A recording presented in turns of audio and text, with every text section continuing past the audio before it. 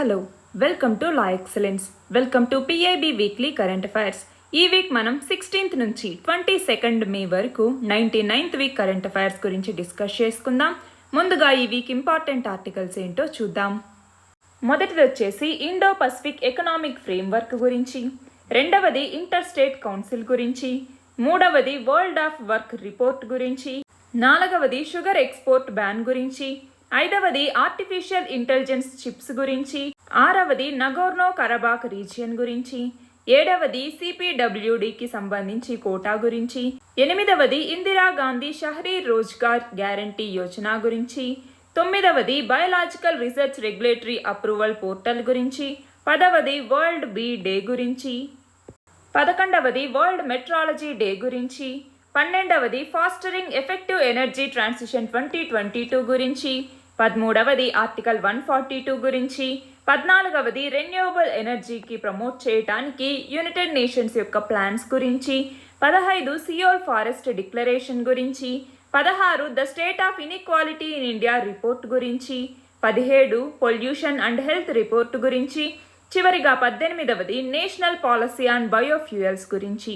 వీటి గురించి మనం ఈ వీడియోలో డిస్కస్ చేసుకుందాం. మన ఫస్ట్ ఆర్టికల్ వచ్చేసి ఇండో పసిఫిక్ ఎకనామిక్ ఫ్రేమ్వర్క్కి సంబంధించి. రీసెంట్గా జపాన్ రాజధాని అయినటువంటి టోక్యోలో క్వాడ్ లీడర్స్, క్వాడ్ అనేసి ఏ దేశాలని పిలుస్తాము? ఇండియా, US, ఆస్ట్రేలియా మరియు జపాన్. దీనికి సంబంధించి ఈ 4 దేశాలకి సంబంధించి క్వాడ్కి సంబంధించిన leaders second in person summit అన్నటువంటిది టోక్యోలో జరిగింది. అందులో భాగంగా ఒక ఎకనామిక్ ఇనిషియేటివ్ని తీసుకొచ్చారు. అది ఏంటి అంటే ఈ ఇండో పసిఫిక్ ఎకనామిక్ ఫ్రేమ్వర్క్ అనేసి పిలుస్తాము. అంటే ఇండో పసిఫిక్ ఆర్థిక చట్రం అంటాము తెలుగులో అయితే. ఈ క్వాడ్లో 4 దేశాలు ఉన్నాయి. ఈ 4 దేశాలు కూడా డెమోక్రటిక్ దేశాలే. అంతేకాకుండా మ్యారిటైమ్ ట్రేడ్ మరియు సెక్యూరిటీ అన్నటువంటి ఒక కామన్ ఇంట్రెస్ట్ పెట్టుకొని ఈ 4 కూడా క్వాడ్గా ఫామ్ అయ్యాయి. అంటే ఇండో పసిఫిక్ రీజియన్ ఏదైతే ఉందో దానిని ఫ్రీగా, ఓపెన్గా, ప్రాస్పరస్గా చేయాలి అన్నట్టుగా దాన్ని ఎన్ష్యూర్ చేయటం ఆబ్జెక్టివ్గా ఈ 4 డెమోక్రసీస్ కూడా కలిసి క్వాడ్గా ఫామ్ అయ్యాయి. అయితే దీనికి సంబంధించి ఈ క్వాడ్ అనేటటువంటి ఐడియా ఎవరి దగ్గర నుంచి వచ్చింది అంటే 2007వ సంవత్సరంలో జపాన్ యొక్క ప్రైమ్ మినిస్టర్ అయినటువంటి అంటే జపనీస్ ప్రైమ్ మినిస్టర్ అయినటువంటి షింజో అబే ఉన్నారు కదా, ఈయన ఫస్ట్ టైం ఈ క్వాడ్ గురించి దాని గురించిన ఐడియాని ఇవ్వటం జరిగింది. అయితే ఆ ఐడియా అన్నటువంటిది ముందుకెళ్ళలేదు. తర్వాత అంటే ఆస్ట్రేలియా అన్నటువంటిది దాని నుంచి బయటికి వెళ్ళింది. తర్వాత అంటే చైనీస్ ప్రెజర్ వల్ల. తర్వాత మళ్ళీ తీరా 2017వ సంవత్సరంలో ఇండియా, ఆస్ట్రేలియా, US మరియు జపాన్ ఇవన్నీ కలిసి ఒక చోటికొచ్చి ఈ క్వాడ్రిలేటరల్ కోయలేషన్ని ఫామ్ చేయటం జరిగింది. సరే, అది పక్కన పెడితే ఈ ఇండో పసిఫిక్ ఎకనామిక్ ఫ్రేమ్వర్క్ అన్నాము. ఇది US తీసుకొచ్చినటువంటి ఇనిషియేటివ్. దీని ద్వారా ఏంటి అంటే ఈ పార్టిసిపేటింగ్ కంట్రీస్ 4 కూడా ఎకనామిక్ ఫ్రేమ్వర్క్ని స్ట్రెంథెన్ చేసుకోవాలి. అంతేకాకుండా ఇండో పసిఫిక్ రీజియన్లో రెసిలియన్స్ని ఎన్హాన్స్ చేసుకోవటానికి, సస్టైనబిలిటీని పెంచడానికి, ఇంక్లూజివ్నెస్ని తీసుకురావటానికి, ఎకనామిక్ గ్రోత్కి తోడ్పడేలాగా ఒక కాంపిటేటివ్నెస్ని ఈ ఇండో పసిఫిక్ రీజియన్లో తీసుకురావాలి అన్నట్టుగా ఈ ఇండో పసిఫిక్ ఎకనామిక్ ఫ్రేమ్వర్క్ని US అన్నటువంటిది దీన్ని తీసుకొచ్చింది. అంటే ఈ ఇనిషియేటివ్ని తీసుకురావటం జరిగింది. ఈ ఇనిషియేటివ్లో ఇనిషియల్గా 12 దేశాలు ఉన్నాయి. అంటే మొత్తం మన వరల్డ్ GDPలో 40% ఈ 12 దేశాల నుంచే వచ్చేవన్నమాట. ఈ IPEF లాంచ్ చేసినప్పుడు ఇలా 12 మంది పార్ట్నర్స్తో లాంచ్ చేయటం జరిగింది. అయితే ఈ ఇండో పసిఫిక్ రీజియన్లోకి వచ్చేసరికి ఏంటి అంటే ఈ గ్లోబల్ ఎకనామిక్ గ్రోత్ ఏదైతే ఉంటుందో దానికి ఒక ఇంజిన్గా పనిచేయాలి ఇది అన్నట్టుగా దీన్ని తీసుకొచ్చారు. అయితే ఇండో పసిఫిక్ అన్నటువంటిది అంటే ఈ కంట్రీస్ మాత్రమే కాకుండా టోటల్ ఇండో పసిఫిక్ రీజియన్ ఏదైతే ఉందో ఇది టోటల్ గ్లోబల్ GDPలో 60% కన్నా ఎక్కువ ఈ ఇండో పసిఫిక్ రీజియన్ అనేది కలిగి ఉంది. అంతేకాకుండా వరల్డ్లో half of the population Indo Pacific రీజియన్లోనే ఉన్నారు. అయితే ఇందులో ఫోకస్ ఏరియాస్ ఏంటి అంటే మొత్తం 4 ఫోకస్ ఏరియాస్ అన్నటువంటివి ఇందులో ఉన్నాయి. అవి ఒకటి వచ్చేసరికి ట్రేడ్కి సంబంధించింది, రెండవది వచ్చేసరికి సప్లై చైన్కి సంబంధించింది. ఒకటి ట్రేడ్, రెండవది వచ్చేసరికి సప్లై చైన్ అన్నటువంటిది, మూడవది వచ్చేసరికి క్లీన్ ఎనర్జీ. అంటే ఎనర్జీకి సంబంధించి క్లీన్ ఎనర్జీ, డీకార్బనైజేషన్, ఇన్ఫ్రాస్ట్రక్చర్ ఇవన్నీ ఈ థర్డ్ దాని కిందికి వస్తాయన్నమాట. ఇక 4వది ఏంటి అంటే ట్యాక్స్, అలాగే యాంటీ కరప్షన్. ఇవి దీంట్లో ఉన్నటువంటి 4 ఫోకస్ ఏరియాస్ అన్నమాట. అయితే ఇక్కడ చూడండి, మొత్తం 13 దేశాలు ఈ ఇండో పసిఫిక్ ఎకనామిక్ ఫ్రేమ్వర్క్లో ఉన్నాయి. యుఎస్తో పాటుగా ఇంకొక 12 దేశాలు ఉన్నాయి. అవి ఏమేంటి? ఒకటి ఇక్కడ చూడండి, మన భారతదేశం అన్నటువంటిది, Thailand, Malaysia, Singapore, Indonesia, Australia, New Zealand, Brunei, Philippines, Japan, south Korea, Vietnam, USA. ఈ 13 దేశాలు ఇండో పసిఫిక్ ఎకనామిక్ ఫ్రేమ్వర్క్లో భాగంగా ఉన్నాయి. అయితే మన ఇండియా యొక్క విజన్ ఏంటి ఈ ఇండో పసిఫిక్ రీజియన్కి సంబంధించి అనేది కూడా మనం తెలుసుకోవాలి. మనం చూస్తే ఇక్కడ ఉన్నటువంటి జపాన్తో కానీ లేదా సౌత్ కొరియాతో కానీ, ఇంకా చూస్తే మనం సింగపూర్తో కానీ, వీటితో మనము కాంప్రహెన్సివ్ ఎకనామిక్ పార్ట్నర్షిప్ అగ్రిమెంట్స్ అనేవి చేసుకున్నాము. అంతేకాకుండా Asian countries association of south east Asian nations అంటాము. ఆ ఏషియాన్లో ఉన్నటువంటి 10 దేశాలు మరియు థాయిలాండ్తో మనకి ఫ్రీ ట్రేడ్ అగ్రిమెంట్స్ అనేవి ఉన్నాయి. అంతేకాకుండా ఇండో పసిఫిక్లో అంటే దాన్ని ఫ్రీగా ఓపెన్గా ఉంచుకోవటానికి మన ఇండియా అన్నటువంటిది చాలా యాక్టివ్గా వర్క్ చేస్తోంది. ఆ రీజియన్లో ఇండియా అన్నటువంటిది ఒక ఇంపార్టెంట్ రోల్ని ప్లే చేస్తుంది. అంతేకాకుండా మనం చూస్తే ఈ జాగ్రఫికల్ ఇన్ఫర్మేషన్ సిస్టమ్ అంటే జిఐఎస్ టెక్నిక్స్ని యూజ్ చేసి, అలాగే రిమోట్ సెన్సింగ్ శాటిలైట్స్ని యూజ్ చేసి ఏమంటాము అక్యురేట్గా ఆ ఫోర్కాస్ట్ చేయటంలో కూడా మన ఇండియా అన్నటువంటిది దీని మీద వర్క్ చేస్తోంది. మన నెక్స్ట్ ఆర్టికల్ వచ్చేసి ఇంటర్ స్టేట్ కౌన్సిల్కి సంబంధించి. మన రాజ్యాంగంలోని ఆర్టికల్ 263 అంటే 263వ అధికరణ అన్నటువంటిది ఇంటర్ స్టేట్ కౌన్సిల్ని ఎస్టాబ్లిష్ చేయటానికి అధికారాన్ని కల్పిస్తోంది. అయితే ఈ ఇంటర్ స్టేట్ కౌన్సిల్ ఏదైతే ఉందో ఇది నాన్ పర్మనెంట్ కాన్స్టిట్యూషనల్ బాడీ. దీనిని ప్రెసిడెన్షియల్ ఆర్డర్ కింద 1990లో సర్కారియా కమిషన్ యొక్క రికమెండేషన్తో తీసుకురావటం జరిగింది. దీనికి సంబంధించి ఇంటర్ స్టేట్, అలాగే సెంటర్ యూనియన్ టెరిటరీస్ రిలేషన్స్కి సంబంధించినటువంటి ఇష్యూస్ మీద ఇది రికమెండేషన్ అనేటటువంటిది ఇస్తుంది. అయితే ఇది పర్మనెంట్ కాన్స్టిట్యూషనల్ బాడీ అనేది కాదు. దీనిని ప్రెసిడెంట్ పబ్లిక్ ఇంట్రెస్ట్ మీద ఎప్పుడైనా కూడా ఎస్టాబ్లిష్ చేయొచ్చు. అయితే రీసెంట్గా ఇలాంటి ఒక ఇంటర్ స్టేట్ కౌన్సిల్ని రీకాన్స్టిట్యూట్ చేయటం జరిగింది. దీనికి చైర్మన్గా ఎవరు ఉంటారు అంటే ప్రధానమంత్రి ఉంటారు. ప్రధానమంత్రి దీనికి చైర్మన్గా ఉంటారు. అలాగే అన్ని రాష్ట్రాలకి సంబంధించినటువంటి సీఎంస్ ఎవరైతే ఉంటారో చీఫ్ మినిస్టర్స్ వాళ్ళు ఇందులో సభ్యులుగా ఉంటారు. అలాగే 6 యూనియన్ మినిస్టర్స్ ఇందులో మెంబర్స్గా ఉంటారు. అంటే యూనియన్ మినిస్టర్స్ నుంచి 6 మందిని తీసుకోవటం జరుగుతుంది. అలాగా 10 యూనియన్ మినిస్టర్స్ని పర్మనెంట్ ఇన్వైటీస్గా ఈ ఇంటర్ స్టేట్ కౌన్సిల్కి తీసుకోవటం జరుగుతుంది. అయితే గవర్నమెంట్ స్టాండింగ్ కమిటీని కూడా ఈ ఇంటర్ స్టేట్ కౌన్సిల్కి సంబంధించి తీసుకురావటం జరిగింది. దానికి యూనియన్ హోమ్ మినిస్టర్ని చైర్మన్గా చేశారు. అలాగే కొంతమంది చీఫ్ మినిస్టర్స్ని ఆంధ్రప్రదేశ్, అస్సాం, బీహార్, గుజరాత్, మహారాష్ట్ర, ఒడిషా, పంజాబ్ మరియు ఉత్తరప్రదేశ్ ఈ 8 రాష్ట్రాల చీఫ్ మినిస్టర్స్ని ఈ ఇంటర్ స్టేట్ కౌన్సిల్ యొక్క స్టాండింగ్ కమిటీలో మెంబర్స్గా ఉంచటం జరిగింది. అసలు ఈ ఇంటర్ స్టేట్ కౌన్సిల్ అంటే ఏంటి అంటే ఇప్పుడు మనం ఇదంతా చదువుకున్నటువంటిది దీని యొక్క బ్యాక్గ్రౌండ్ అనమాట. అంటే దీని కింద ఏంటి ఎగ్జిస్టింగ్ అరేంజ్మెంట్స్ ఏవైతే యూనియన్ మరియు స్టేట్స్కి మధ్య ఉన్నాయో వాటి యొక్క వర్కింగ్ని రివ్యూ చేసేటటువంటి ప్రాసెస్ కోసం ఈ ఇంటర్ స్టేట్ కౌన్సిల్ని తీసుకురావటం జరిగింది. సర్కారియా కమిషన్ అంటే సర్కారియా చైర్మన్షిప్లో 1988వ సంవత్సరంలో ఒక కమిషన్ని సెటప్ చేయటం జరిగింది. దాని యొక్క రికమెండేషన్స్ మీద ఈ ఇంటర్ స్టేట్ కౌన్సిల్ని తీసుకొచ్చారు. ఆర్టికల్ 263 అన్నటువంటిది దీనికి సంబంధించింది. అయితే ఈ ఇంటర్ స్టేట్ కౌన్సిల్ అన్నటువంటిది రికమెండేటరీ బాడీ అనమాట. ఇది యూనియన్ స్టేట్స్కి మరియు అలాగే స్టేట్స్కి మధ్యలో ఏవైతే కామన్ ఇంట్రెస్ట్కి సంబంధించినటువంటి సబ్జెక్ట్స్ ఉంటాయో వాటి గురించి డిస్కస్ చేయటానికి, ఇన్వెస్టిగేట్ చేయటానికి దీనికి అధికారాలు అనేవి ఉన్నాయి. అంతేకాకుండా బెటర్గా కోఆర్డినేషన్ని తీసుకురావటానికి వాటికి సంబంధించినటువంటి సబ్జెక్ట్స్ కానీ డెలిబరేషన్స్ కానీ అలాగే స్టేట్స్కి సంబంధించిన జనరల్ ఇంట్రెస్ట్కి సంబంధించిన మ్యాటర్స్ మీద కానీ వీటి మీద రికమెండేషన్స్ని ఇచ్చేటటువంటి రైట్స్ అనేవి ఈ ఇంటర్ స్టేట్ కౌన్సిల్కి ఉంటాయి. అంతేకాకుండా ఈ స్టేట్స్కి మధ్య జనరల్ ఇంట్రెస్ట్కి సంబంధించినటువంటి మ్యాటర్స్ని కూడా ఇది చూస్తుంది. అయితే సంవత్సరానికి కనీసం 3 సార్లు 3 times in a year ఖచ్చితంగా ఈ కౌన్సిల్ అన్నటువంటిది మీట్ అవ్వాలి. అంతేకాకుండా స్టాండింగ్ కమిటీ అనేటటువంటిది కూడా ఈ కౌన్సిల్కి ఉంటుంది. దాన్ని ఇప్పుడు ఈ 8 రాష్ట్రాల ముఖ్యమంత్రులతో పాటుగా సెటప్ చేయటం జరిగింది. హోమ్ మినిస్టర్ దీనికి చైర్మన్గా ఉంటారు, దేనికి స్టాండింగ్ కమిటీకి. అయితే ఈ ఇంటర్ స్టేట్ కౌన్సిల్ యొక్క ఫంక్షన్స్ ఏంటి అంటే కోఆపరేటివ్ ఫెడరలిజంని ప్రమోట్ చేసేలాగా, సపోర్ట్ చేసేలాగా స్ట్రాంగ్ ఇన్స్టిట్యూషనల్ ఫ్రేమ్వర్క్ని క్రియేట్ చేయటం. అంతేకాకుండా కౌన్సిల్ అలాగే జోనల్ కౌన్సిల్స్ ఏవైతే ఉంటాయో వీటిని రెగ్యులర్గా మీటింగ్స్ అనేవి ఆర్గనైజ్ చేస్తూ వాటిని యాక్టివ్గా ఉంచటం.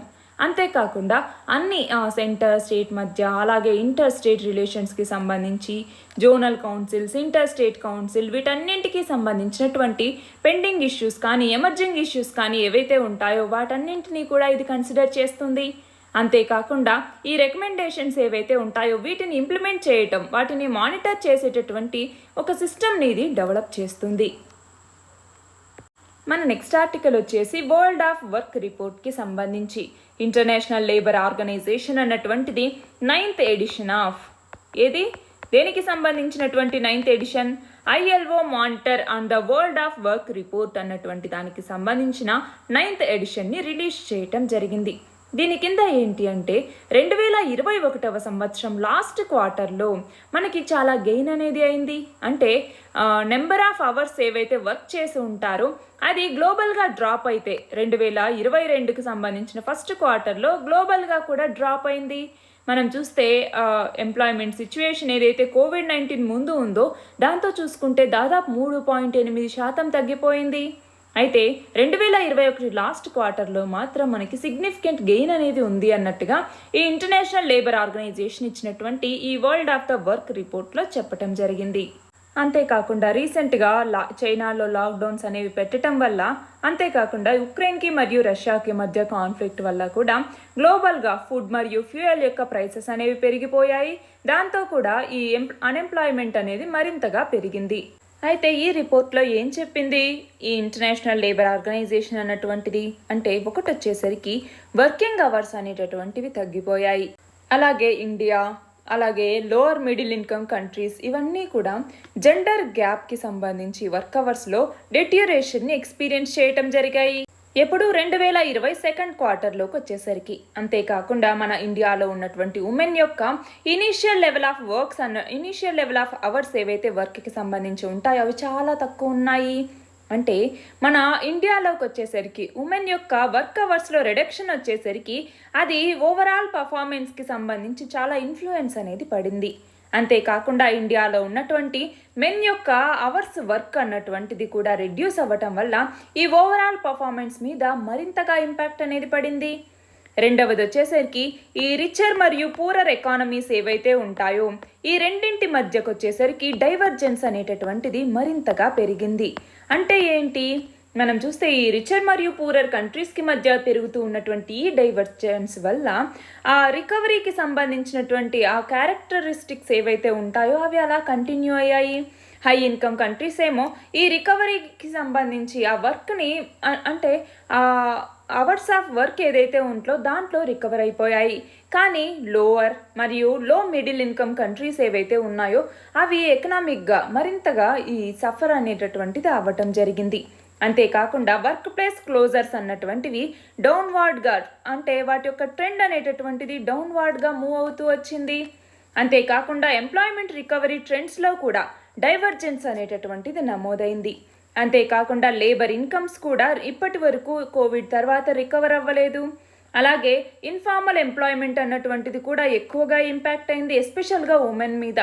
అంతేకాకుండా ఫార్మల్ ఎంప్లాయ్మెంట్తో చూసుకుంటే ఎక్కువగా ఇది రీబౌండ్ అవుతూ వస్తోంది. అంతేకాకుండా మన ఇండియాలో అయితే ప్రతి 100 మంది ఉమెన్కి సంబంధించి వర్క్లో ఉంటే 12.3 మంది ఉమెన్ వాళ్ళ యొక్క జాబ్ని యావరేజ్గా చూసుకుంటే 12.3 మంది మహిళలు వాళ్ళ యొక్క జాబ్ని కోల్పోవటం జరిగింది.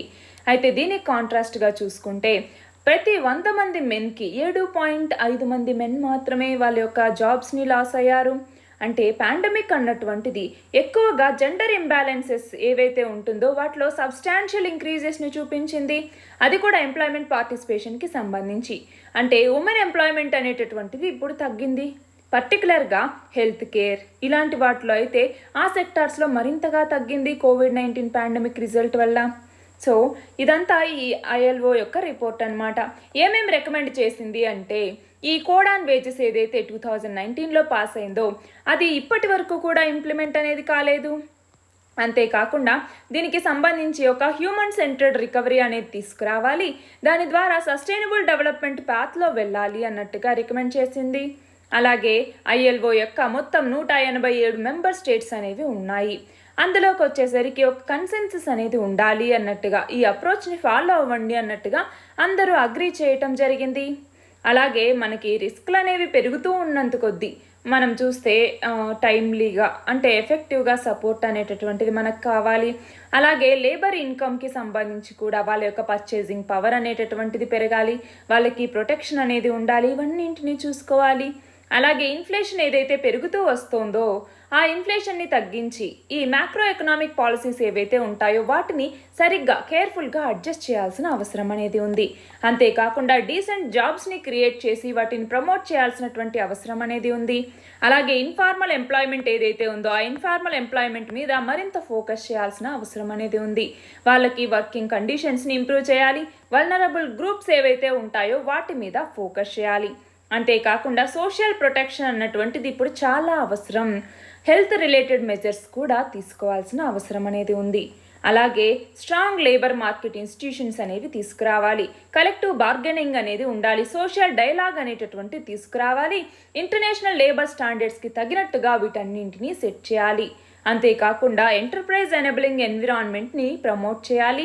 అలాగే హ్యూమన్ క్యాపబిలిటీస్ ఏవైతే ఉంటాయో వాటిని డెవలప్ చేస్తూ ప్రొడక్టివ్ కెపాసిటీస్ని ఎక్స్పాండ్ చేయాలి, పీపుల్ని ప్రొటెక్ట్ చేయాలి, డీసెంట్ జాబ్స్ని క్రియేట్ చేయాలి, లేబర్ స్టాండర్డ్స్ ఏవైతే ఉంటాయో వాటిని మెయింటైన్ చేయాలి అన్నట్టుగా ఈ ఇంటర్నేషనల్ లేబర్ ఆర్గనైజేషన్ కొన్ని రికమెండేషన్స్ని ఇవ్వటం జరిగింది. మన నెక్స్ట్ ఆర్టికల్ వచ్చేసి గవర్నమెంట్ అన్నటువంటిది షుగర్ ఎక్స్పోర్ట్ మీద బ్యాన్ని విధించటం జరిగింది.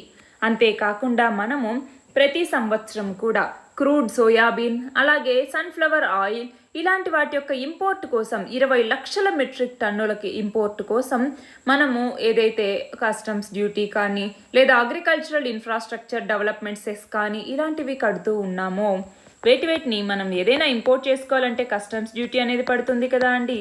ఈ కస్టమ్స్ డ్యూటీ కానీ అగ్రికల్చరల్ ఇన్ఫ్రాస్ట్రక్చర్ డెవలప్మెంట్ సెస్ కానీ ఇలాంటి వాటిని 2 సంవత్సరాల పాటు ఎగ్జంప్ట్ చేస్తున్నాము. అంటే 2 ఫినాన్షియల్ ఇయర్స్ అంటే 2022-23, 2023-24 ఈ 2 ఫినాన్షియల్ ఇయర్స్లో ఎగ్జంప్ట్ చేస్తున్నాము అన్నట్టుగా, దీని ద్వారా కన్జ్యూమర్స్కి కావాల్సినటువంటి రిలీఫ్ అనేది ప్రొవైడ్ అవుతుంది అన్నట్టుగా గవర్నమెంట్ అనౌన్స్ చేయటం జరిగింది. అంతేకాకుండా ఈ ఇంపోర్ట్ డ్యూటీస్లో ఎగ్జంప్షన్ తీసుకురావటం వల్ల డొమెస్టిక్ ప్రైజెస్ని తగ్గించటం, ఇన్ఫ్లేషన్ని తగ్గించటం దీని యొక్క ముఖ్య ఉద్దేశం. అసలు ఈ ఏఐడిసి లేదా అగ్రికల్చరల్ ఇన్ఫ్రాస్ట్రక్చర్ డెవలప్మెంట్ సెస్ అన్నాము. ఏంటి ఈ అగ్రికల్చరల్ ఇన్ఫ్రాస్ట్రక్చర్ డెవలప్మెంట్ సెస్ అన్నటువంటిది? ఇది ఒక స్పెషల్ పర్పస్ ట్యాక్స్ అనమాట. దీనిని బేసిక్ ట్యాక్స్ రేట్స్ కన్నా ఎక్కువగా లెవీ చేయటం జరుగుతుంది. దీని యొక్క పర్పస్ ఏంటి అంటే అగ్రికల్చరల్ ఇన్ఫ్రాస్ట్రక్చర్ని డెవలప్ చేయటానికి ఫినాన్స్ కొంచెం అవసరం అవుతుంది కదా, దానికోసం ఫండ్స్ని రేజ్ చేయటం కోసం ఈ అగ్రికల్చరల్ ఇన్ఫ్రాస్ట్రక్చర్ డెవలప్మెంట్ సెస్ని విధిస్తారు. అంతేకాకుండా దీని ద్వారా అగ్రికల్చరల్ ఇన్ఫ్రాస్ట్రక్చర్ని ఇంప్రూవ్ చేసి అంటే ఓన్లీ ప్రొడక్షన్ని మాత్రమే పెంచటం మాత్రమే కాకుండా ఫామ్ అవుట్పుట్ ఏదైతే ఉంటుందో ఆ ఫామ్ అవుట్పుట్ ప్రాసెస్ని ఎఫిషియెంట్గా తీసుకురావటానికి అంటే దాన్ని ఆ ప్రాసెస్ని కరెక్ట్గా చేయటానికి హెల్ప్ చేయటానికి ఈ అగ్రికల్చరల్ ఇన్ఫ్రాస్ట్రక్చర్ డెవలప్మెంట్ సెస్ని ఉపయోగించటం జరుగుతుంది. అయితే ఇప్పుడు ఈ డెసిషన్స్ తీసుకోవటానికి గల కారణాలు ఏంటి అంటే ఇప్పుడు చేసిందేంటి, ఒకటి ఈ షుగర్ ఎక్స్పోర్ట్కి సంబంధించినటువంటి బ్యాన్ని విధించటం జరిగింది. దీని ద్వారా డొమెస్టిక్ అవైలబిలిటీ అనేది ప్రైస్ స్టెబిలిటీ అనేటటువంటి దాన్ని తీసుకురావాలన్నటువంటి ఉద్దేశంతో ప్రభుత్వం ఈ డెసిషన్ని తీసుకోవటం జరిగింది. మనం చూస్తే లాస్ట్ 6 ఇయర్స్లో ఇలా షుగర్ ఎక్స్పోర్ట్ని రెగ్యులేట్ చేయటం సెంటర్ అన్నటువంటిది ఇదే ఫస్ట్ ఇయర్. అయితే షుగర్ మిల్స్ మరియు ట్రేడర్స్ ఎవరైతే కొన్ని స్పెసిఫిక్ పర్మిషన్స్ని కలిగి ఉంటారో వాళ్ళు మాత్రం షుగర్ని ఎక్స్పోర్ట్ చేసుకోవటానికి ఎగ్జంప్షన్ని ఇవ్వటం జరిగింది. అలాగే ఎడిబుల్ ఆయిల్కి సంబంధించి ఇందాక చెప్పుకున్నాం సోయాబీన్ అనేసి ఇలాగా ఈ ఎడిబుల్ ఆయిల్స్ మీద ఈ ఇంపోర్ట్ సెస్ ఏదైతే ఉంటుందో డ్యూటీ దీన్ని ఎగ్జామ్ చేశారు 2 సంవత్సరాలు అనేసి. దీనిని ఏంటి అంటే ఎడిబుల్ ఆయిల్ ప్రైజెస్ అన్నటువంటివి పెరుగుతూ ఉన్నాయి. అందువల్ల కేంద్ర ప్రభుత్వం ఈ డెసిషన్ ని తీసుకోవటం జరిగింది. ఇండియా అన్నటువంటిది ప్రపంచంలోనే లార్జెస్ట్ వెజిటేబుల్ ఆయిల్ ఇంపోర్టర్స్ లో ఒకటి. మనము 60% మన యొక్క నీడ్స్ కి ఈ ఇంపోర్ట్స్ మీదే ఆధారపడుతూ ఉన్నాము. అయితే 2022లో అగ్రిసెస్ అన్నటువంటిది క్రూడ్ పామ్ ఆయిల్ మీద 5% తగ్గించటం జరిగింది. ఇంతకుముందు 7.5%గా ఉండేది, దానిని 5%కి తగ్గించారు. మన నెక్స్ట్ ఆర్టికల్ వచ్చేసి ఆర్టిఫిషియల్ ఇంటెలిజెన్స్ చిప్స్కి సంబంధించి. ఈ ఆర్టిఫిషియల్ ఇంటెలిజెన్స్ చిప్స్ని అడాప్ట్ చేసుకోవటం ద్వారా, అంటే రీసెంట్ టైమ్స్లో చిప్ మేకర్స్ ఎవరైతే ఉంటారో వాళ్ళు డిఫరెంట్ టైప్స్ ఆఫ్ చిప్స్ని డిజైన్ చేస్తూ ఉన్నారు. అందులో ఈ ఆర్టిఫిషియల్ ఇంటెలిజెన్స్ చిప్స్ కూడా ఒకటి. అయితే ఏంటి అసలు ఈ ఆర్టిఫిషియల్ ఇంటెలిజెన్స్ చిప్స్ లేదా ఏఐ చిప్స్ అంటే? వీటిని ఒక స్పెసిఫిక్ ఆర్కిటెక్చర్తో, అంటే అందులో ఆర్టిఫిషియల్ ఇంటెలిజెన్స్ యాక్సలరేషన్ని అందులో ఇంటిగ్రేట్ చేయటం ద్వారా డీప్ లెర్నింగ్ బేస్డ్ అప్లికేషన్స్కి కూడా ఇది సపోర్ట్ చేస్తుందన్నమాట. డీప్ లెర్నింగ్ లేదా దీన్ని యాక్టివ్ న్యూరల్ నెట్వర్క్ ANN లేదా డీప్ న్యూరల్ నెట్వర్క్ DNN అనేసి పిలుస్తూ ఉంటాం. ఇది మిషన్ లెర్నింగ్లో ఒక సబ్సెట్ లాంటిదన్నమాట. ఇది ఈ ఆర్టిఫిషియల్ ఇంటెలిజెన్స్ కింద ఒక బ్రాడ్ అంబ్రెల్లాగా కేటగరైజ్ చేస్తే అది ఇందులో ఒక సబ్సెట్ లాగా వస్తుందన్నమాట.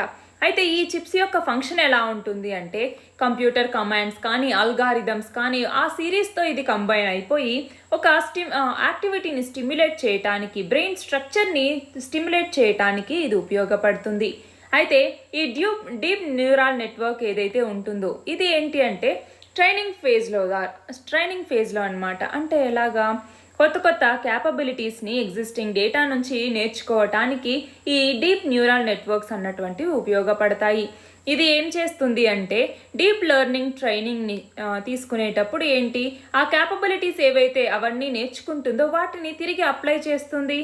అంటే ఇంతకుముందు చూడనటువంటి డేటా మీద అవి ప్రెడిక్ట్ చేసి అప్లై చేయటం జరుగుతుంది. దాన్నే డీప్ లెర్నింగ్ అంటాము. అంటే ఏంటి, ఫాస్ట్గా ఈజీగా డేటాకి సంబంధించి ఎనార్మస్ అమౌంట్స్ ఆఫ్ డేటాని ఇచ్చినప్పుడు వాటిని కలెక్ట్ చేసుకోవటం, అనలైజ్ చేయటం, ఇంటర్ప్రెట్ చేయటం, ఇలాంటి వాటికి ఈ డీప్ లెర్నింగ్ అనేది ఉపయోగపడుతుంది.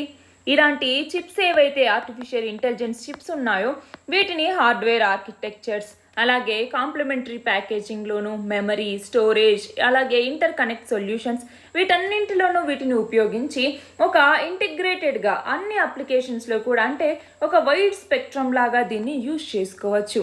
దాని ద్వారా అంటే ఏంటి, హార్డ్వేర్ ఆర్కిటెక్చర్స్ కానీ ఇలాంటి వాటిలో ఏంటి అంటే వాళ్ళ యొక్క ఇన్ఫర్మేషన్ ఏదైతే ఉంటుందో ఆ ఇన్ఫర్మేషన్కి సంబంధించినటువంటి డేటాని నాలెడ్జ్గా మనం మార్చుకోవచ్చు. అంతేకాకుండా మనం చూస్తే వీటిని ఆల్రెడీ ఇంటెల్ కార్పొరేషన్ కానీ, IBM, ఆల్ఫాబెట్ కానీ, శాంసంగ్ ఎలక్ట్రానిక్స్, యాపిల్ ఇవన్నీ కూడా ఈ ఆర్టిఫిషియల్ ఇంటెలిజెన్స్ చిప్ మార్కెట్లో కీ ప్లేయర్స్గా ఉంటూ ఉన్నాయి. అయితే ఈ ఆర్టిఫిషియల్ ఇంటెలిజెన్స్ చిప్స్ ఏవైతే ఉంటాయో వీటిలో కొన్ని టైప్స్ అనేవి ఉంటాయి. అవి ఒకటి వచ్చేసరికి అప్లికేషన్ సైంటిఫిక్ ఇంటిగ్రేటెడ్ సర్క్యూట్స్ అనేసి, రెండవది వచ్చేసరికి ఫీల్డ్ ప్రోగ్రామబుల్ గేట్ అరేస్ అనేసి, మూడవది ఈ సెంట్రల్ ప్రాసెసింగ్ యూనిట్స్ CPUs అనేసి, నాలుగవది GPUs అనేసి, ఇలా 4 రకాలు ఇందులో ఉంటాయి.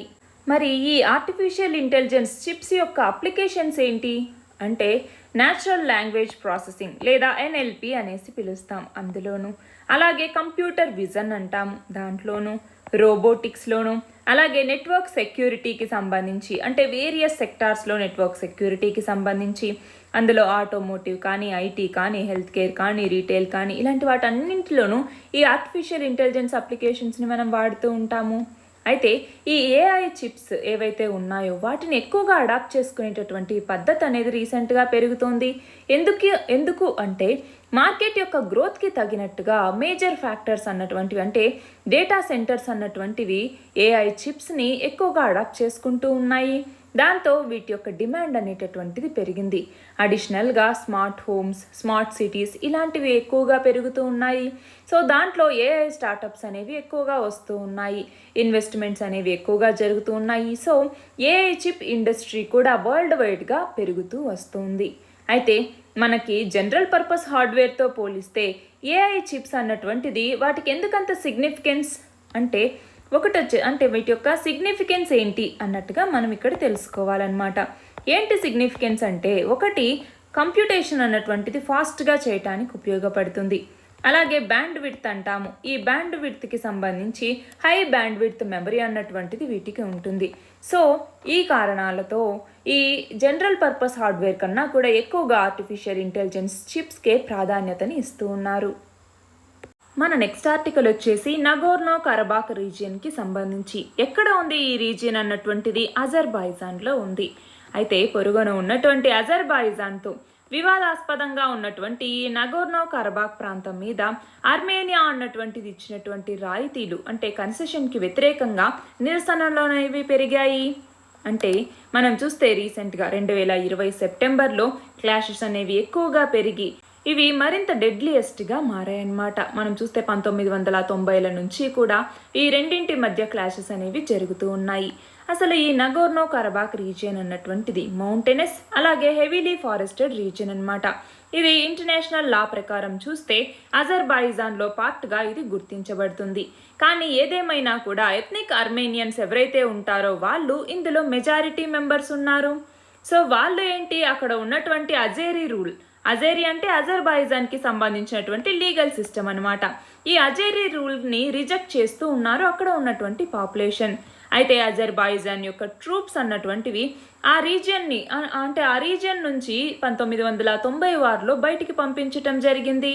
సో ఈ ఎథ్నిక్ ఆర్మేనియన్స్ ఎవరైతే ఉన్నారో వాళ్ళు ఈ నగోర్నో కరబాక్ రీజియన్లో ఇప్పుడు అడ్మినిస్ట్రేటివ్ కంట్రోల్ని తీసుకోవటం జరిగింది ఈ ఆర్మేనియా యొక్క సపోర్ట్తో.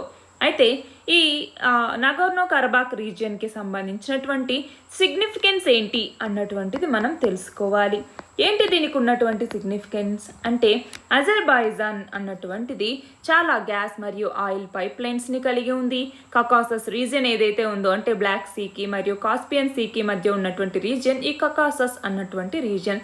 టర్కీకి మరియు యూరప్కి మధ్య ఈ రీజియన్ అనేటటువంటిది ఉంది. అలాంటి ఈ పైప్ లైన్స్లో కొన్ని మనం చూస్తే ఈ కాన్ఫ్లిక్ట్ జోన్లో ఉన్నాయి. అంటే బార్డర్కి దాదాపు ఒక 16 కిలోమీటర్ల లోపు ఈ కాన్ఫ్లిక్ట్ జోన్లో ఇవి ఉన్నాయన్నమాట. అయితే దీని మధ్య ఒక ఓపెన్ వార్ అన్నటువంటిది రెండు దేశాలకి మధ్య పైప్ లైన్స్కి సంబంధించి టార్గెట్ చేయటం జరిగింది. దానివల్ల ఎనర్జీ సప్లై మీద ఎఫెక్ట్ అనేది అంటే ఇంపాక్ట్ అనేది పడుతోంది. దానివల్ల ఆయిల్ ప్రైజెస్ అన్నటువంటివి మరింత పెరగటానికి ఇది కారణమవుతోంది. అయితే అసలు ఈ కాన్ఫ్లిక్ట్ ఏదైతే ఉందో ఈ రెండు దేశాలకి మధ్య ఆ కాన్ఫ్లిక్ట్ యొక్క జెనసిస్కి కారణాలేంటి అన్నటువంటిది మనం తెలుసుకోవాలి. ఈ కాన్ఫ్లిక్ట్ అన్నటువంటిది ప్రీ సోవియట్ ఎరాలో అప్పటి నుంచి ఉందన్నమాట. అప్పుడు ఈ రీజియన్ అన్నటువంటిది ఒట్టోమన్ ఎంపైర్, రష్యన్ అలాగే పర్షియన్ ఎంపైర్కి ఒక మీటింగ్ పాయింట్ లాగా ఉండేదన్నమాట.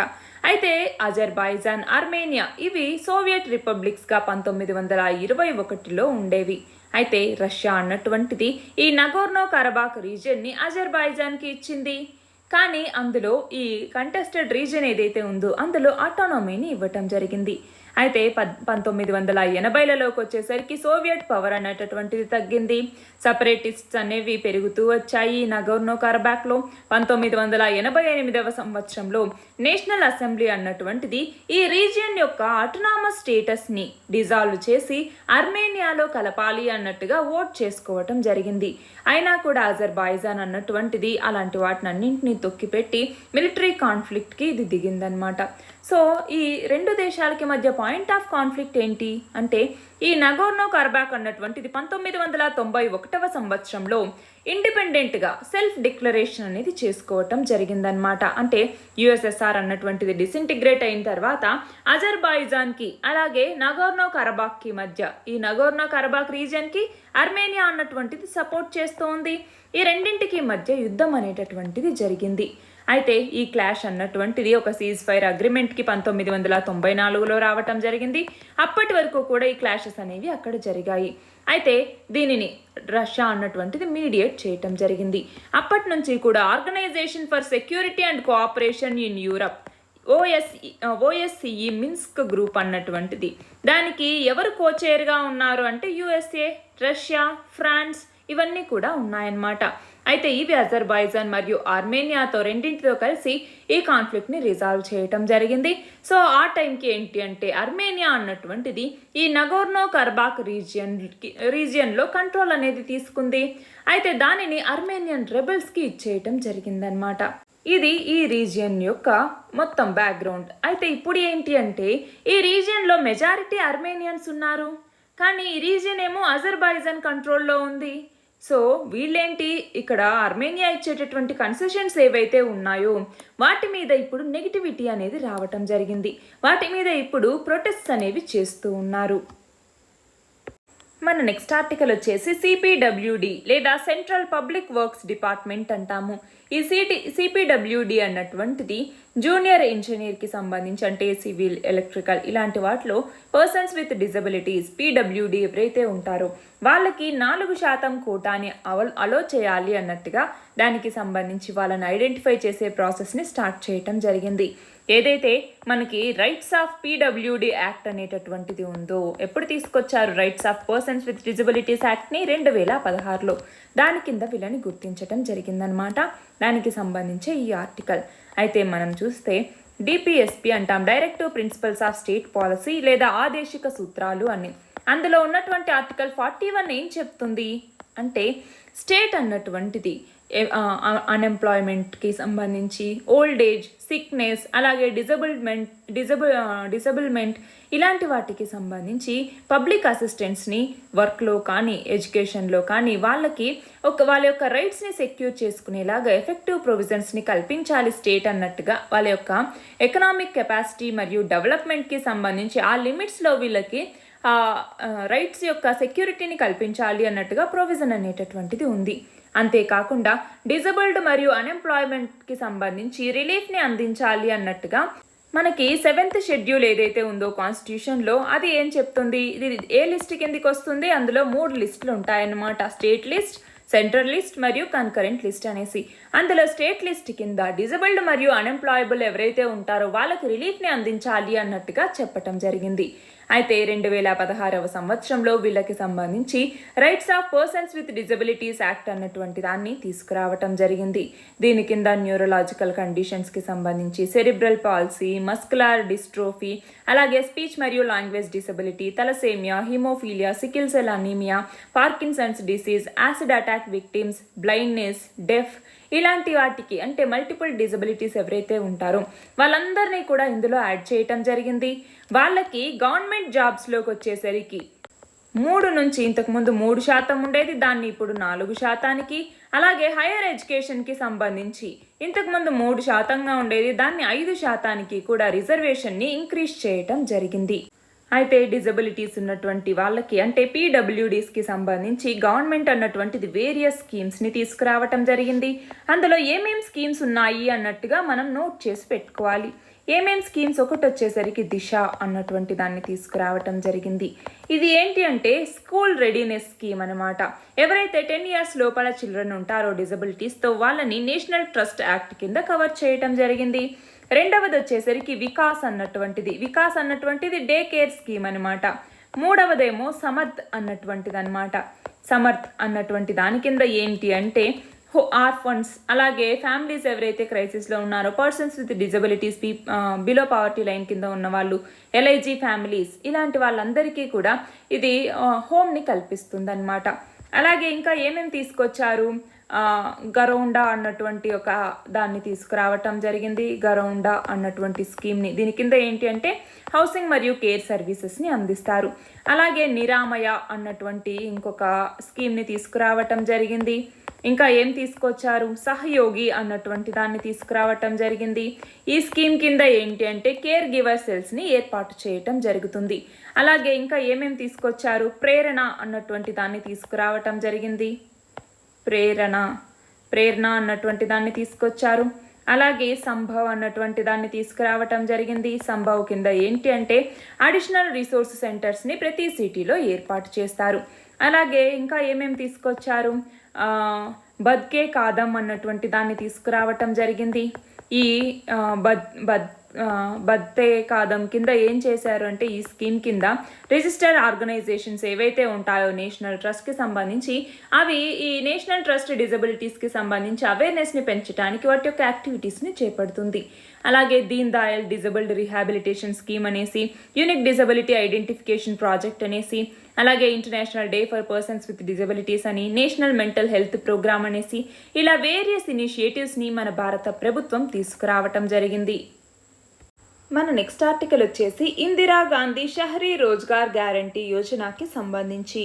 రాజస్థాన్ ప్రభుత్వం ఎంతో గొప్పగా చెప్పుకునేటటువంటి ఈ ఇందిరా గాంధీ షహరీ రోజ్గార్ గ్యారంటీ యోజన ఏదైతే ఉందో దీని కింద ఒక ఉద్యోగ వివరణని అందించడం జరిగింది. దాని కింద ఏంటి అంటే ఈ ఎంప్లాయ్మెంట్ స్కీమ్ కింద మనకి ఎంజీఎన్ఆర్ఈజీఏ ఏదైతే ఉందో ఇది రూరల్ ఏరియాస్కి ఉంటుంది కదా, అలా అర్బన్ ఏరియాస్లో ఉన్నటువంటి పీపుల్ని అసిస్ట్ చేయటం కోసం ఎవరైతే అర్బన్ ఏరియాస్లో రెస్టారెంట్ నడుపుకుంటూ ఉన్నారు, డాబాలు నడుపుకుంటూ ఉన్నారు, స్ట్రీట్ వెండర్స్ అనే వాళ్ళు ఉన్నారు, అలాంటి వాళ్ళందరినీ కూడా ఈ ఇందిరాగాంధీ షహరీ రోజ్గార్ గ్యారంటీ యోజన కిందికి తీసుకొస్తాము అన్నట్టుగా చెప్పటం జరిగింది. అయితే వీటి కింద ఏంటి అంటే ఈ స్కీమ్ కింద 100 days ఆఫ్ ఎంప్లాయ్మెంట్ని పర్ ఇయర్కి అందించటం జరుగుతుంది. అంటే ఎవరైతే అర్బన్ ఏరియాస్లో ఉంటారో వాళ్ళకన్నమాట. దీని కింద కాస్ట్ ఆఫ్ మెటీరియల్ ఏదైతే ఉంటుందో ఈ కాస్ట్ ఆఫ్ మెటీరియల్కి అలాగే లేబర్ వర్క్కి సంబంధించి అంటే జనరల్ నేచర్ కింద లేబర్ వర్క్కి సంబంధించి నార్మల్ జనరల్ వర్క్స్ కనుకోండి, జనరల్కి సంబంధించిన వర్క్స్కి అయితే 25:75 రేషియోలో ఇవ్వటం జరుగుతుంది. లేబర్ వర్క్కి సంబంధించిన శాలరీస్ అన్నమాట. ఇక అంటే పేమెంట్ అన్నటువంటిది 25:75లో ఉంటుంది.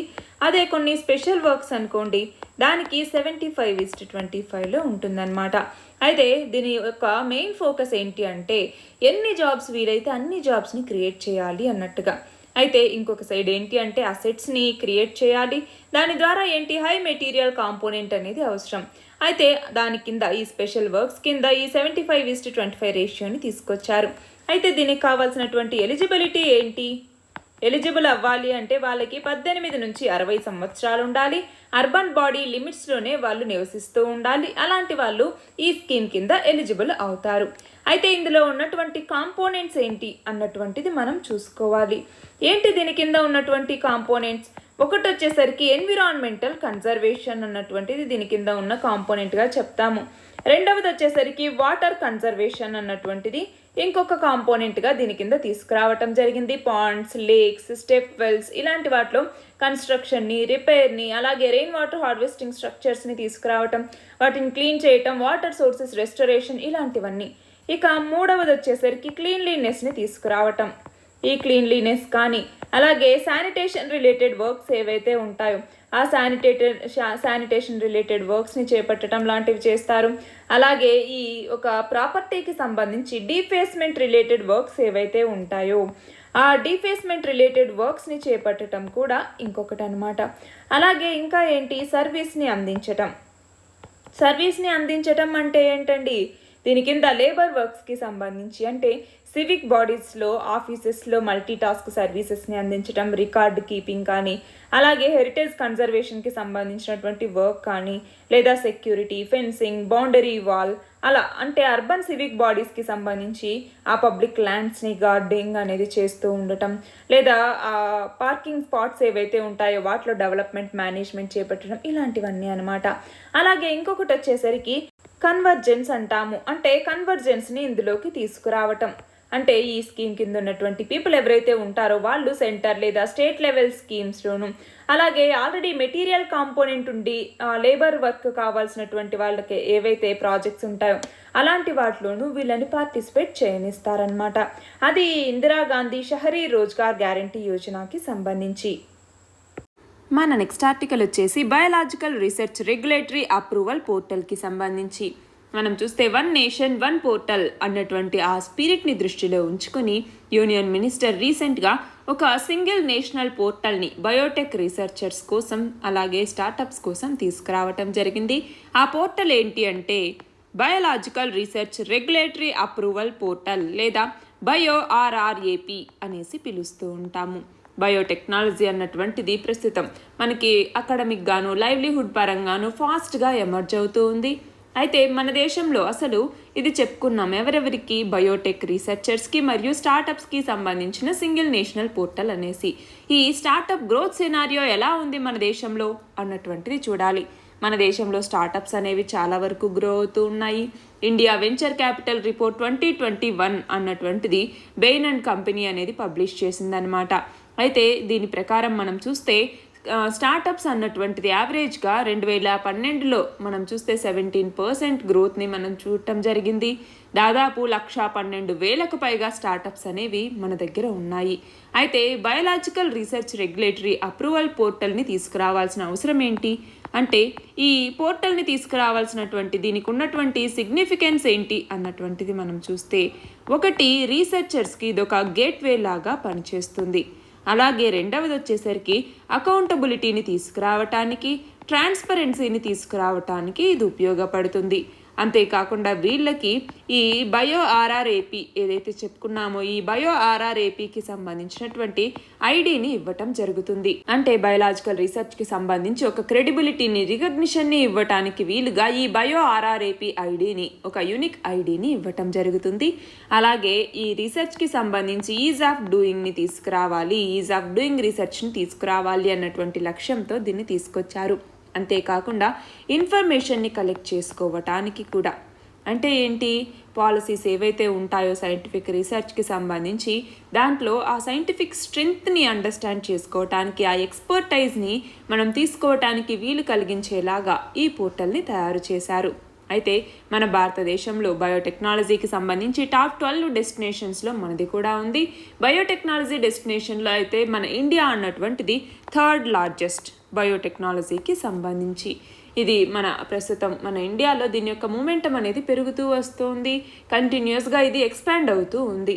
అయితే ఇండియా అన్నటువంటిది గ్లోబల్ బయో మ్యానుఫ్యాక్చరింగ్ హబ్గా 2025 నాటికి రికగ్నైజ్ అవుతుంది అన్నట్టుగా. అంతేకాకుండా టాప్ 5 కంట్రీస్లో, వరల్డ్లోని టాప్ 5 కంట్రీస్లో ఉండబోతోంది అన్నట్లుగా అంచనా. అయితే 2025 నాటికి ఇండియన్ బయోటెక్నాలజీ ఇండస్ట్రీ అన్నటువంటిది గ్లోబల్ బయోటెక్నాలజీ మార్కెట్కి ఇప్పుడు ఉన్నటువంటి, అంటే 2017 సంవత్సరంలో 3% కాంట్రిబ్యూషన్ ఇస్తే అది 19% పెరుగుతుంది అన్నట్లుగా అంచనా. ఎప్పటికీ 2025 సంవత్సరం నాటికి. అలాగే బయో ఎకానమీ కాంట్రిబ్యూషన్ కూడా నేషనల్ జీడిపికి మనం చూసుకుంటే లాస్ట్ ఇయర్స్లో ఇంతకుముందు ఎప్పుడు 2017లోకి వచ్చేసరికి 2017లో 1.7% బయో ఎకానమీ కాంట్రిబ్యూషన్ అనేది మన ఇండియన్ జీడిపిలో ఉంటే అది 2020కి వచ్చేసరికి 12.3% చేరింది. దేనికి సంబంధించి? బయో ఎకానమీకి సంబంధించి. ఏంటి అసలు బయో ఎకానమీ అంటే రెన్యూవబుల్ బయోలాజికల్ రిసోర్సెస్, అలాగే ఈ రిసోర్సెస్ని కన్జర్వ్ చేయటం, అలాగే వేస్ట్ స్ట్రీమ్స్ ఏవైతే ఉంటాయో వాటిని వాల్యూ యాడెడ్ ప్రోడక్ట్స్గా మార్చటం, అంటే food, feed, bio based products, bio energy ఇలా మార్చి దాని ద్వారా వచ్చేటటువంటి ఆ ప్రొడక్షన్ ఏదైతే ఉంటుందో దానివల్ల వచ్చే మనీని, ఆ ఎకానమీని మొత్తం మనం బయో ఎకానమీ అనేసి పిలుస్తాము. మన నెక్స్ట్ ఆర్టికల్ వచ్చేసి వరల్డ్ బీ డే గురించి. మనము ప్రపంచవ్యాప్తంగా వరల్డ్ బీ డేని ఎప్పుడు జరుపుకుంటాము? మే 20వ తేదీన. అయితే ఇంతకుముందు కేవీఐసి లేదా khadi and village industries commission అన్నటువంటిది మన భారతదేశం యొక్క ఫస్ట్ మొబైల్ హనీ ప్రాసెసింగ్ వ్యాన్ని ఎక్కడ ప్రారంభించింది? ఉత్తరప్రదేశ్లో. దీనిని మోడర్న్ ఎపికల్చర్ యొక్క పయనీర్ అయినటువంటి యాంటన్ జాన్సా ఈయన యొక్క బర్త్ యానివర్సరీ సందర్భంగా ఈ రోజుని వరల్డ్ బీ డేగా జరుపుకోవాలన్నట్టుగా గుర్తించటం జరిగింది. అయితే 2022కి సంబంధించి థీమ్ ఏంటి అంటే be engaged, celebrating the diversity of bees and bee keeping systems అన్నటువంటిది ఈ సంవత్సరం యొక్క థీమ్. అయితే ఈ బీ కీపింగ్ యొక్క సిగ్నిఫికెన్స్ ఏంటి, దీని యొక్క సిగ్నిఫికెన్స్ ఏంటి అన్నటువంటిది మనం తెలుసుకోవాలి. ఒకటి, ఇవి మోస్ట్ ఇంపార్టెంట్ పాలినేటర్స్. మన యొక్క ఫుడ్ సెక్యూరిటీకి, సస్టైనబుల్ అగ్రికల్చర్కి, బయోడైవర్సిటీకి ఇవి చాలా ఇంపార్టెంట్ రోల్ని ప్లే చేస్తాయి. రెండవది వచ్చేసరికి క్లైమేట్ చేంజ్ని మిటిగేట్ చేయడానికి వీటి యొక్క కాంట్రిబ్యూషన్ అనేది చాలా ఉంది. అలాగే సస్టైనబుల్ అగ్రికల్చర్కి సంబంధించి రూరల్ జాబ్స్ని క్రియేట్ చేయడానికి ఇవి చాలా ఇంపార్టెంట్. అంతేకాకుండా డబ్లింగ్ ద ఫార్మర్స్ ఇన్కమ్ అనేసి మనం ఏదైతే ఇండియా టార్గెట్గా పెట్టుకుందో దాన్ని అచీవ్ చేయటంలో బీ యొక్క పాత్ర అనేటటువంటిది ఉంది. ఎందుకని? పాలినేషన్కి సంబంధించి ఇవి చాలా ఇంపార్టెంట్ రోల్ని ప్లే చేస్తాయి కాబట్టి. హనీ ప్రొడక్షన్కి సంబంధించి ఇండియా అన్నటువంటిది మన వరల్డ్లోనే 8th ర్యాంక్ని కలిగి ఉంది ఫుడ్ అండ్ అగ్రికల్చరల్ ఆర్గనైజేషన్ యొక్క డేటాబేస్ ప్రకారం. అంతేకాకుండా ఈ డబ్లింగ్ ఫార్మర్ ఇన్కమ్ యొక్క టార్గెట్ని అచీవ్ చేయడానికి బీ కీపింగ్ అన్నటువంటిది ఇంపార్టెంట్ కాంట్రిబ్యూషన్ని అందిస్తుంది. ఈ హనీ ప్రొడక్షన్నే మనము స్వీట్ రెవల్యూషన్ అనేసి పిలుస్తూ ఉంటాము. అంతేకాకుండా మనం చూస్తే దాదాపు 20,000 రకాల డిఫరెంట్ స్పీషీస్ ఆఫ్ బీస్ అనేవి మన వరల్డ్లో ఉన్నాయి. అందులో 2ని మనము డొమెస్టికేట్ చేసుకున్నాము. అంటే మన ఇండియాలో దాదాపు 4 నుంచి 5 రకాల బీ స్పీషీస్ అనేవి కనపడతాయి. అందులో 2ని మనం డొమెస్టికేట్ చేసుకున్నాం. అవి ఒకటి వచ్చేసరికి అపిస్ సెరనా అన్నటువంటిది ఓరియంటల్ హనీబీ, ఇంకొకటి అపిస్ మెల్లిఫెరా అన్నటువంటిది యూరోపియన్ హనీబీ, ఇంకొక 2 వచ్చేసరికి వైల్డ్ స్పీషీస్ అనేవి ఉన్నాయి. అపిస్ డోర్సాటా అనేసి, అపిస్ ఫ్లోరియా అనేసి, ఇవి 2. అలా దాదాపు మన దగ్గర మొత్తం 7 నోన్ బీ స్పీసీస్లో మన దేశంలో 4 అనేవి ఉన్నాయన్నమాట. మన నెక్స్ట్ ఆర్టికల్ వచ్చేసి వరల్డ్ మెట్రాలజీ డే గురించి. ఎప్పుడు జరుపుకుంటాము? మే 20వ తేదీని వరల్డ్ మెట్రాలజీ డేగా జరుపుకుంటాము. CSIR నేషనల్ ఫిజికల్ ల్యాబొరేటరీ అన్నటువంటిది న్యూఢిల్లీలో ఉంది. అది metrology society of India MSI దీంతో కలిసి వరల్డ్ మెట్రాలజీ డేని ఆర్గనైజ్ చేయటం జరిగింది. మెట్రాలజీ అంటే ఏంటి? సైన్స్ ఆఫ్ మెజర్మెంట్ అన్నమాట. మెజర్మెంట్స్ దాని యొక్క అప్లికేషన్స్కి సంబంధించినటువంటిది మెట్రాలజీ అంటే. వరల్డ్ మెట్రాలజీ డేని మనం ఇలాగ ప్రతి సంవత్సరం మే 20వ తేదీన ఆర్గనైజ్ చేయాలి అన్నట్టుగా 1875వ సంవత్సరంలో జరిగినటువంటి మెట్రే కన్వెన్షన్ అన్నటువంటిది ఉందన్నమాట. ఈ మెట్రే కన్వెన్షన్ సందర్భంగా వరల్డ్ మెట్రాలజీ డే అన్నటువంటి దాన్ని సెలబ్రేట్ చేయాలి అన్నట్టుగా గుర్తించటం జరిగింది. అయితే ఈ సంవత్సరం అంటే 2022కి సంబంధించి థీమ్ ఏంటి అంటే metrology in the digital era అన్నటువంటిది ఈ సంవత్సరం 2022కు సంబంధించినటువంటి ఇతివృత్తంతో మనము ఈ వరల్డ్ మెట్రాలజీ డేని జరుపుకున్నాము. ఈ థీమ్ని ఎందుకు తీసుకున్నాము అంటే ప్రస్తుతం మన సొసైటీలో ఉన్నటువంటి ఎగ్జైటింగ్ ట్రెండ్స్ ఏవైతే ఉన్నాయో వాటిని, అలాగే మన యొక్క కమ్యూనిటీలో డిజిటల్ టెక్నాలజీని రివల్యూషనైజ్ చేయటానికి ఈ థీమ్ని తీసుకోవటం జరిగింది.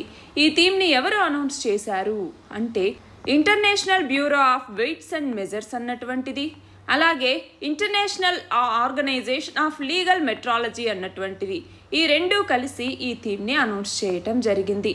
అయితే ఇందులో international bureau of weights and measures అన్నటువంటిది మెట్రే కన్వెన్షన్ ద్వారానే ఏర్పడింది. ఇది మెట్రాలజీకి సంబంధించి ఇంటర్నేషనల్ కోఆపరేషన్ని తీసుకురావటానికి దీన్ని తీసుకొచ్చారు. ఇక international organization of legal metrology అన్నటువంటిది 1955వ సంవత్సరంలో ఇది ఏర్పడింది. ఇదేమో 1875లో అనమాట. ఇది ఒక ఇంటర్ గవర్నమెంటల్ ట్రీటీ ఆర్గనైజేషన్. దీని ద్వారా లీగల్ మెట్రాలజీ ప్రొసీజర్స్కి సంబంధించి ప్రమోట్ చేయటానికి దీన్ని తీసుకురావటం జరిగింది. మన నెక్స్ట్ ఆర్టికల్ వచ్చేసి ఫాస్టరింగ్ ఎఫెక్టివ్ ఎనర్జీ ట్రాన్సిషన్ 2022కి సంబంధించి. రీసెంట్గా వరల్డ్ ఎకనామిక్ ఫోరం అన్నటువంటిది ఈ పేరుతో ఈ ఫాస్టరింగ్ ఎఫెక్టివ్ ఎనర్జీ ట్రాన్స్మిషన్ 2022 అన్నటువంటి పేరుతో ఒక రిపోర్ట్ని రిలీజ్ చేయటం జరిగింది. దీని కింద ఏంటి అంటే బోత్ ప్రైవేట్ మరియు పబ్లిక్ సెక్టార్స్ 2 కూడా రెసిలియంట్ ఎనర్జీ ట్రాన్సిషన్ని ఎన్ష్యూర్ చేయటానికి అంటే దీని వైపుగా ఒక అర్జెంట్ యాక్షన్ తీసుకోవాల్సినటువంటి అవసరం అనేది ఉంది. ప్రస్తుతం ఏవైతే ఎన్విరాన్మెంటల్ సస్టైనబిలిటీకి, ఎనర్జీ సెక్యూరిటీకి, ఎనర్జీ జస్టిస్కి మరియు అఫోర్డబిలిటీకి ఛాలెంజెస్గా నిలుస్తూ ఉన్నాయో వాటిని అడ్రస్ చేయటం కోసం ఒక అర్జెంట్ యాక్షన్ తీసుకోవాలి అన్నట్టుగా ఈ నివేదికలో చెప్పటం జరిగింది. అయితే ఈ నివేదికలో ఇంకా ఏమేమి ఉన్నాయి, ఫైండింగ్స్ ఏంటి అన్నటువంటిది మనం తెలుసుకోవాలి. ఇందులోకి వచ్చేసరికి ఏంటి అంటే ప్రస్తుతం క్లైమేట్ అర్జెన్సీ అనేటటువంటిది పెరుగుతోంది, అలాగే డిస్ట్రప్షన్స్ అనేవి వస్తూ ఉన్నాయి. పోస్ట్ పాండమిక్లోకి వచ్చేసరికి ఎనర్జీ డిమాండ్, అలాగే ఫ్యూయల్ సప్లై బాటిల్ నెక్స్ అనేవి ఉన్నాయి, ఇన్ఫ్లేషనరీ ప్రెజర్స్ అనేవి పెరుగుతూ ఉన్నాయి, అలాగే ఎనర్జీ సప్లై చైన్స్ అనేటటువంటివి సరిగ్గా లేవు, అంతేకాకుండా ఇప్పుడు ఉక్రెయిన్ రష్యా వార్ వల్ల ఈ ట్రాన్సిషన్ అన్నటువంటిది మరింత డిఫికల్ట్గా మారిపోయింది. ఎనర్జీ ప్రైసెస్ అనేవి పెరిగిపోయాయి, ఎనర్జీ సప్లై షార్టేజెస్లో రిస్క్స్ అనేవి పెరిగిపోయాయి, అలాగే ఫాసిల్ ఫ్యూయల్స్కి డిమాండ్ అనేటటువంటిది పెరిగింది. ఇలాంటి టైంలో ఏంటి అంటే ఎనర్జీ అఫోర్డబిలిటీకి ఇది ఒక ఛాలెంజ్గా నిలుస్తోంది. ఎనర్జీ సెక్యూరిటీకి, ఎనర్జీ అఫోర్డబిలిటీకి, ఎనర్జీ యాక్సెస్కి, ఎనర్జీ సస్టైనబిలిటీకి, వీటన్నింటికి ఇవి ఛాలెంజెస్గా నిలుస్తూ ఉన్నాయి. సో మనము అఫోర్డబుల్ ఎనర్జీ సప్లై యాక్సెస్ మనకి లేకపోవటం వల్ల ఇది ట్రాన్సిషన్కి ఒక థ్రెట్గా నిలుస్తోంది. అలాగే ఇండస్ట్రియల్ యాక్టివిటీ కూడా మనం చూస్తే దాదాపు 30% ఆంథ్రోపోజెనిక్ ఎమిషన్స్ని రిలీజ్ చేస్తూ ఉన్నాయి. అయినా కూడా చాలా ఇండస్ట్రీస్ డీకార్బనైజ్ చేయడానికి చాలా ఛాలెంజెస్ని ఎదుర్కొంటూ ఉన్నాయి. అయితే దీనికి సంబంధించి రికమెండేషన్స్ ఏమి ఇవ్వటం జరిగింది అంటే, ఒకటి climate commitments, long term visions వీటిని పెట్టుకోవాలి. రెండవది ట్రాన్సిషన్కి సంబంధించి హోలిస్టిక్ అప్రోచ్ అనేది ఫాలో అవ్వాలి. అలాగే ఈ ఎనర్జీ ఎఫిషియెంట్ కన్జంప్షన్కి ఇన్సెంటివైజేషన్ ఇవ్వాలి. బిహేవియరల్ ఇంటర్వెన్షన్స్ని తీసుకురావాలి. ఫోర్త్ ఇండస్ట్రియల్ రెవల్యూషన్ టెక్నాలజీస్ని తీసుకురావటం వల్ల ఏమవుతుంది, అటు హౌస్ హోల్డ్స్ ఇటు బిజినెసెస్ని కూడా మంచిగా అంటే సరైనటువంటి వృద్ధిలో తీసుకెళ్ళటానికి అవకాశం అనేది ఉంటుంది. అలాగే ఎనర్జీ డైవర్సిటీ, ఎనర్జీ సెక్యూరిటీ అన్నటువంటిది చాలా ఇంపార్టెంట్. అలాగే సప్లై చైన్ ఇంటర్వెన్షన్స్ని, డిమాండ్ సైడ్ ఎఫిషియన్సీని పెంచాల్సినటువంటి అవసరం అనేది ఉంది అన్నట్టుగా. అలాగే రెగ్యులేటరీ ఫ్రేమ్వర్క్స్కి సంబంధించి వాటిని స్ట్రెంథెన్ చేయాలి, వాటికి సంబంధించిన నెసెసరీ యాక్షన్స్ని, ఇన్వెస్ట్మెంట్ని చేపట్టాలి అన్నట్టుగా ఇది రికమెండ్ చేయటం జరిగింది. అలాగే క్లీన్ డిమాండ్ అంటాము. అంటే ఏంటి, క్లీన్ డిమాండ్ కింద ఏంటి అంటే లో ఎమిషన్ ఇండస్ట్రీస్ని డెవలప్ చేయాలి అన్నట్టుగా చెప్పటం జరిగింది. మన నెక్స్ట్ ఆర్టికల్ వచ్చేసి ఆర్టికల్ 142కి సంబంధించింది. ఆర్టికల్ 142 అన్నటువంటిది ఏంటి అంటే, ఇది సుప్రీంకోర్టుకి ఈ అధికరణ ఏదైతే ఉందో ఇది సుప్రీంకోర్టుకి ఎక్స్ట్రాడినరీ పవర్స్ ఇస్తుంది. దేనికి సంబంధించి కంప్లీట్ జస్టిస్ అన్నటువంటి దాన్ని చెప్పేటటువంటి అధికరణ ఏది అంటే ఆర్టికల్ 142 అన్నటువంటిది. ఈ ఆర్టికల్ 142 కింద సుప్రీంకోర్టుకి ఎక్స్ట్రాడినరీ పవర్స్ అనేటటువంటివి ఉన్నాయి. మనము రీసెంట్గా చూస్తే ఫార్మర్ ప్రైమ్ మినిస్టర్ అయినటువంటి రాజీవ్ గాంధీ అసాసినేషన్ కేసులో ఏజీ పెరారివరల్కి సంబంధించినటువంటి ఆ రిలీజ్ ఆర్డర్స్ ఏవైతే ఇవ్వటం జరిగిందో అది ఈ ఎక్స్ట్రాడినరీ పవర్స్ని యూజ్ చేసుకునే ఇవ్వటం జరిగింది. అంటే కోర్ట్ అన్నటువంటిది ఫెడరలిజంని అటు స్టేట్స్ యొక్క అంటే స్టేట్స్ని పక్కన పెట్టేసి గవర్నర్ యొక్క ఎయిడ్ అండ్ అడ్వైస్తో ఇలాంటి మనం చూస్తే మర్డర్ కేసెస్లో ఆర్టికల్ 161 అన్నటువంటి దాన్ని యూజ్ చేసుకుని గవర్నర్ ఏదైనా పార్డన్ని అందించవచ్చు. అలాగే ఆర్టికల్ 161 ఏం చెప్తుంది, గవర్నర్ ఆఫ్ ద స్టేట్ ఎవరైతే ఉంటారో వాళ్ళు పార్డన్, అలాగే రిప్రైవ్, రెస్పైట్, రెమిషన్ ఇలాంటి వాటిని తీసుకురావటం అంటే అలాంటి వాటిని ఇచ్చేటటువంటి ఆ పవర్ అనేటటువంటిది గవర్నర్కి ఆర్టికల్ 161 అన్నటువంటిది ప్రొవైడ్ చేస్తోంది. అయితే మనం చూస్తే సుప్రీంకోర్టు అన్నటువంటిది ఇప్పుడు తమిళనాడు కౌన్సిల్ ఆఫ్ మినిస్టర్స్ 2018వ సంవత్సరంలో ఈ పెరారివేలన్ ఎవరైతే ఉన్నారో అతనికి పార్డన్ని ఇవ్వండి అన్నట్టుగా గవర్నర్కి అడ్వైజ్ ఇవ్వటం జరిగింది. కానీ గవర్నర్ అప్పుడు పట్టించుకోకుండా ఆ పార్డన్ ప్లీని పక్కన పడేయటం జరిగిందనమాట. అయితే ఇప్పుడు సుప్రీంకోర్టు అన్నటువంటిది ఆర్టికల్ 142ని యూజ్ చేసుకుని కంప్లీట్ జస్టిస్ అన్నారు కదా, దాన్ని యూజ్ చేసుకుని పెరారివేలన్కి జస్టిస్ని కలిగించాలి అన్నటువంటి ఉద్దేశంతో అతనికి బెయిల్ని మంజూరు చేయటం జరిగిందనమాట. దానికి సంబంధించిందే ఈ ఆర్టికల్. అయితే ఇండియన్ పీనల్ కోడ్లో ఉన్నటువంటి సెక్షన్ 302 అన్నటువంటిది ఏం చెప్తుంది, ఈ మర్డర్కి సంబంధించింది. దాని కింద గవర్నర్కి పార్డన్ని ఇచ్చేటటువంటి అధికారం అనేటటువంటిది లేదు, అది ప్రెసిడెంట్కి మాత్రమే ఉంది అన్నట్టుగా సెంటర్ ఆర్గ్యూ చేస్తోంది. అంతేకాకుండా ఆర్టికల్ 161 అన్నటువంటిది దీని కింద ఒక డెడ్ లెటర్గా ఉంటుంది. ఎక్స్ట్రాడినరీ సిచ్యువేషన్ క్రియేట్ అయితే తప్ప గవర్నర్ మర్డర్ కేసెస్లో పార్డన్స్ని గ్రాంట్ చేయలేరు. పాస్ట్ 70 yearsలో కూడా ఇలా జరగలేదు అన్నట్టుగా సెంటర్ అన్నటువంటిది ఆర్గ్యూ చేసింది. అసలు ఆర్టికల్ 142 అన్నటువంటిది మనం చూడాలన్నమాట. దీని కింద సుప్రీంకోర్టుకి డిస్క్రిషనరీ పవర్ని అందించటం జరుగుతుంది. అంటే సుప్రీంకోర్టు అన్నటువంటిది తన యొక్క జ్యూరిస్డిక్షన్లో ఒక డిక్రీని కానీ ఒక ఆర్డర్ని కానీ కంప్లీట్ జస్టిస్ చేసే విధంగా నెసెసరీ అయితే గనక అది ఒక డిక్రీని కానీ ఒక ఆర్డర్ని కానీ పాస్ చేసేటటువంటి అధికారం అనేది సుప్రీంకోర్టుకి ఇస్తుంది. ఫర్ ఎగ్జాంపుల్ మనం చూస్తే తాజ్ మహల్ని క్లీన్ చేయాలి అన్నట్టుగా జస్టిస్ చేయాలి అన్నట్టుగా చాలా అండర్ ట్రయల్స్లో కూడా ఈ ఆర్టికల్ 142 ఏదైతే ఉందో దీన్ని తీసుకోవచ్చు. అలాగే యూనియన్ కార్బైడ్ కేసు ఏదైతే అంటే భోపాల్ గ్యాస్ ట్రాజడీ జరిగిందో అందులో కూడా సుప్రీంకోర్టు అన్నటువంటిది పార్లమెంట్ మరియు లెజిస్లేచర్స్కి సంబంధించి ఏం చెప్పింది, కంప్లీట్ జస్టిస్ చేయటానికి ఇది మేము యొక్క పార్లమెంట్ చట్టాలని ఓవర్ రైడ్ చేస్తున్నాము అన్నట్టుగా చెప్పింది.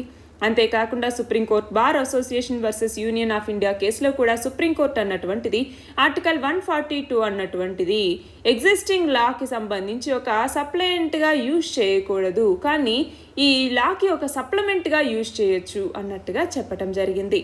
అంటే జ్యుడిషియల్ ఓవర్ రీచ్ అంటాము. రీసెంట్ ఇయర్స్లో చాలా జడ్జిమెంట్స్లో సుప్రీంకోర్టు అన్నటువంటిది మనకు చూస్తే జ్యుడిషియరీకి సంబంధించి సపరేషన్ ఆఫ్ పవర్స్ డాక్ట్రైన్ ఏదైతే ఉందో దానిని అంటే basic structure of the constitution అంటాము, దాన్ని ఇది దాటుతోంది అన్నట్టుగా చాలా వరకు కూడా ఆరోపణలు అనేవి వచ్చాయి. ఫర్ ఎగ్జాంపుల్ ఏదైతే నేషనల్ మరియు స్టేట్ హైవేస్లో ఆల్కహాల్ని సేల్ చేయటం బ్యాన్ చేయాలి అనేసి చెప్పిందో అది ఏంటి, ఈ ఆల్కహాల్ అన్నటువంటిది స్టేట్ సబ్జెక్ట్, దాంట్లో సుప్రీంకోర్టు అన్నటువంటిది ఇన్వాల్వ్ అయ్యి ఏది ఆర్టికల్ 142ని యూజ్ చేసుకుని 500 మీటర్ డిస్టెన్స్ వరకు వీటిని బ్యాన్ చేయాలి అన్నట్టుగా చెప్పటం జరిగింది. అలాంటి ఏదైనా నోటిఫికేషన్ని స్టేట్ గవర్నమెంట్స్ అనేవి ఇవ్వాలన్నమాట, స్టేట్ హైవేస్ ఇలాంటి వాటిలో బ్యాన్ చేయాలి అన్నట్టుగా. కానీ ఇలాంటి జడ్జిమెంట్స్ ఇప్పుడు సుప్రీంకోర్టు ఇవ్వటం వల్ల ఒక అన్సర్టినిటీ అనేది వచ్చింది. అంటే ఏమని, ఈ డిస్క్రిషన్ పవర్స్ అనేవి ఎవరికి ఉన్నాయి, మేము ఏది చేసినా కూడా సుప్రీంకోర్టు కాదు నేను ఆర్టికల్ 142ని యూజ్ చేసుకుని నేను ఇది చేస్తాను అంటే ఎలాగా అన్నటువంటి అనుమానాలు కూడా వస్తూ ఉన్నాయి. అయితే ప్రెసిడెంట్ యొక్క పార్డనింగ్ పవర్స్ ఏంటి, గవర్నర్ యొక్క పార్డనింగ్ పవర్స్ ఏంటి, ఏ ఆర్టికల్స్ కింద వస్తూ ఉన్నాయి అన్నట్టుగా ఒకసారి మనం చదివి పెట్టుకోవాలి. అంటే గవర్నర్కి మరియు ప్రెసిడెంట్కి మధ్య ఉన్నటువంటి డిఫరెన్సెస్ ఏంటి ఈ పార్డనింగ్ పవర్స్లో అన్నటువంటిది కూడా మనం నోట్ చేసి పెట్టుకోవాలి. అంటే pardon, commutation, remission, respite, reprieve వీటికి సంబంధించి ఏవి ప్రెసిడెంట్కి ఉన్నాయి, ఏవి గవర్నర్స్కి ఉన్నాయి, వీళ్ళిద్దరి మధ్య తేడాలు ఏంటి, అంటే వీటిలో ఏది ఎవరు ఇవ్వగలరు అన్నటువంటిది మనం నోట్ చేసి పెట్టుకోవాలి. మన నెక్స్ట్ ఆర్టికల్ వచ్చేసి రెన్యూవబుల్ ఎనర్జీని ప్రమోట్ చేయటం కోసం యునైటెడ్ నేషన్స్ ప్లాన్స్ అనేవి చేస్తోంది. యునైటెడ్ నేషన్స్కి చెందినటువంటి weather agency world meteorological organisation అన్నటువంటిది green house gas concentrations, ocean heat, sea level rise, ocean acidification ఇలాంటి వాటన్నింటికీ సంబంధించి అంటే వీటి కింద ఏంటి అంటే ఎక్స్ట్రీమ్ వెదర్ అన్నటువంటిది ఫ్యాటాలిటీస్ అంటే మరణాలని, సిక్నెస్, మైగ్రేషన్, ఎకనామిక్ లాసెస్ ఇలాంటి వాటన్నిటికీ కారణమవుతోంది అన్నట్టుగా చెప్పటం జరిగింది. అలాగే ఎక్స్ట్రీమ్ వెదర్ అన్నటువంటిది ఉండటం వల్ల మనం చూస్తే ఇలా ఎక్స్ట్రీమ్ వెదర్ కండిషన్స్ రావటం అన్నటువంటిది 2020లో డబుల్ అయింది అన్నట్టుగా యునైటెడ్ నేషన్స్ చెప్తూ ఉంది. దానికి సంబంధించి యునైటెడ్ నేషన్స్ చీఫ్ ఒక 5-పాయింట్ ప్లాన్ని తీసుకురావటం జరిగింది. క్లైమేట్ చేంజ్కి సంబంధించి ఈ గ్లోబల్ అటెన్షన్ని మళ్ళీ రీఇగ్నైట్ చేసే విధంగా, హోప్స్ పెంచే విధంగా 5-పాయింట్ ప్లాన్ని తీసుకొచ్చారు. అసలు మనం చూస్తే ఇందులో భాగంగా మనము ఫాజిల్ ఫ్యూయల్ని ఎందుకు అవాయిడ్ చేయాలి అన్నటువంటిది మనం తెలుసుకోవాలి. అంతేకాకుండా ఈ యునైటెడ్ నేషన్స్ సెక్రటరీ జనరల్ చెప్పినటువంటి ఇవి ఏంటి అంటే ఆ పాయింట్స్ వచ్చేసి మనం చూడాలి. ఒకటి, United nations general secretary technology transfer ఏదైతే ఉందో దీనికి సపోర్ట్ చేయటం జరిగింది. అంటే ఇంటలెక్చువల్ ప్రాపర్టీ రైట్స్ యొక్క ప్రొటెక్షన్ని లిఫ్ట్ చేసే విధంగా అంటే రెన్యూవబుల్ టెక్నాలజీస్కి సంబంధించి చెప్పారు. అలాగే సప్లై చైన్స్, రెన్యూవబుల్ ఎనర్జీ టెక్నాలజీస్కి సంబంధించి వీటిని బ్రాడెన్ చేయాలి. అలాగే ఎనర్జీ డిమాండ్ మరియు సప్లైని రీస్ట్రక్చర్ చేయాలి. సోలార్, విండ్ ప్లాంట్స్ ఇలాంటి వాటిని తీసుకురావాలి. ఫాజిల్ ఫ్యూయల్స్కి సబ్సిడీస్ని ఇవ్వాలి. అలాగే రెన్యూవబుల్ ఎనర్జీ ప్రొడక్షన్కి సంబంధించి ఇన్వెస్ట్మెంట్ని చేయాలి అన్నట్టుగా ఈ 5 పాయింట్స్ని చెప్పారు. అసలు ఫాజిల్ ఫ్యూయల్స్ని ఎందుకు అవాయిడ్ చేయాలి ఇది మనం తెలుసుకోవాలి. ఫాజిల్ ఫ్యూయల్ని ఎందుకు అవాయిడ్ చేయాలి అన్నటువంటిది మనకి తెలియాలి. ఏంటి, ఒకటి, ఫాసిల్ ఫ్యూయల్ని బర్న్ చేయటం వల్ల హజార్డస్ కెమికల్స్ అన్నటువంటివి రిలీజ్ అవుతాయి. అంటే సల్ఫర్ డయాక్సైడ్, నైట్రోజన్ ఆక్సైడ్స్, అలాగే హార్మ్ఫుల్ గ్యాసెస్ ఇలాంటివన్నీ రిలీజ్ అవుతాయి. సల్ఫర్ డయాక్సైడ్, నైట్రోజన్ ఆక్సైడ్స్ కనుక రిలీజ్ అయితే అవి యాసిడ్ రెయిన్ని కలిగిస్తాయి. అలాగే ఫాసిల్ ఫ్యూయల్స్ని ఎందుకు కర్టైల్ చేయాలి అంటే మనము ఈ పొల్యూషన్ ఏదైతే ఉంటుందో దాన్ని కంట్రోల్ చేయడానికి వీటిని కట్టడి చేసి రెన్యూవబుల్ సోర్సెస్ ఆఫ్ ఎనర్జీని తీసుకురావాలి. అలాగే ఫాసిల్ ఫ్యూయల్స్ వల్ల గ్లోబల్ వార్మింగ్, క్లైమేట్ చేంజ్ ఇవన్నీ పెరుగుతాయి.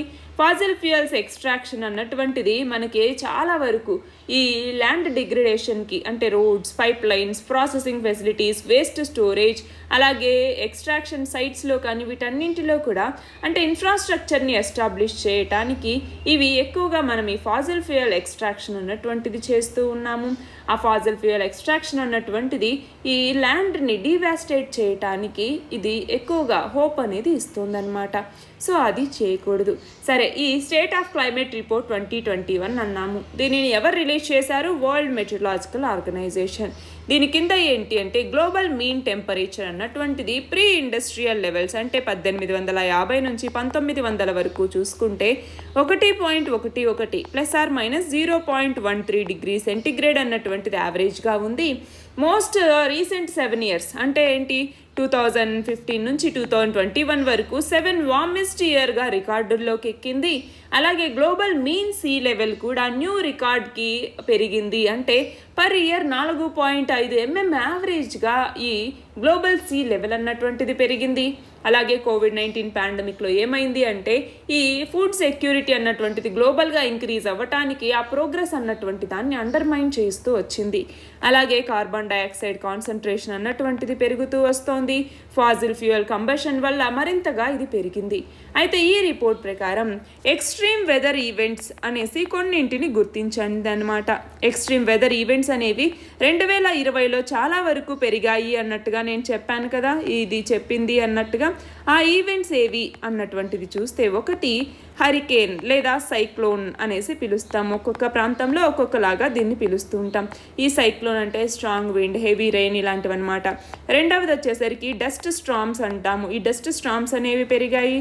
మూడవది వచ్చేసరికి ఫ్లడ్స్ అనేవి పెరిగాయి. నాలుగవదేమో హెయిల్ స్టార్మ్ అంటాము. హెయిల్ స్టార్మ్ అంటే ఏంటి? కోల్డ్ లేదా వార్మ్ టెంపరేచర్స్, రెయిన్, ఐస్ అనేది పడటం ఇలాంటిది. ఇక ఐదవది వచ్చేసరికి ఐస్ స్టార్మ్ అంటాము. ఐస్ స్టార్మ్ అంటే ఏంటి? ఫ్రీజింగ్ రెయిన్ అన్నటువంటిది. ఆరవది వచ్చేసరికి టోర్నడో అంటే clouds, strong wind, rain, hail ఇలాంటివి రావటం. ఏడవది వచ్చేసరికి బ్లిజార్డ్ అంటాము. బ్లిజార్డ్ అంటే హెవీ స్నో అనేటటువంటిది ఉండటం, ఐస్, కోల్డ్ టెంపరేచర్స్ వీటికి రిలేటెడ్గా ఉంటుంది. అయితే దీని యొక్క రిస్క్ మరియు ఇంపాక్ట్స్ ఏంటి అన్నటువంటిది మనం చూడాలి. అంటే ఇలాగా ఎక్స్ట్రీమ్ వెదర్ ఈవెంట్స్ రావటం వల్ల వచ్చేటటువంటి ఇంపాక్ట్స్ ఏంటి అనేసి. ఒకటి, ఫుడ్ సెక్యూరిటీ ఛాలెంజెస్ అనేవి వస్తాయి. రెండవది, హ్యుమానిటేరియన్ ఇంపాక్ట్ అనేది పడుతుంది. పాపులేషన్ డిస్ప్లేస్మెంట్ అనేది జరుగుతుంది. అలాగే ఎకోసిస్టమ్స్ మీద క్లైమేట్ ఇంపాక్ట్స్ అనేవి పడతాయి. సో ఇవన్నీ కూడా దీనికి సంబంధించినవి. సో ఏం చేయాలి? క్లీన్ ఎనర్జీ అన్నటువంటిది చీప్ సోర్స్ ఆఫ్ ఎనర్జీ అయితే కాదు. మనం దాని మీద చాలా మనీ అనేది పెట్టాల్సి వస్తుంది. కానీ క్లీన్ ఎనర్జీ అన్నటువంటిది మనకి చాలా ఇంపార్టెంట్. అలాగే కార్బన్ కటింగ్ కమిట్మెంట్ అన్నటువంటిది అన్ని నేషన్స్ కూడా అచీవ్ చేయాలి అన్నట్టుగా ఈ రిపోర్ట్ అనేది చెప్తోంది. మన నెక్స్ట్ ఆర్టికల్ వచ్చేసి సియోల్ ఫారెస్ట్ డిక్లరేషన్కి సంబంధించి రీసెంట్గా 15th వరల్డ్ ఫారెస్ట్రీ కాంగ్రెస్ అన్నటువంటిది సౌత్ కొరియాలో ఉన్నటువంటి సియోల్లో జరిగిందనమాట.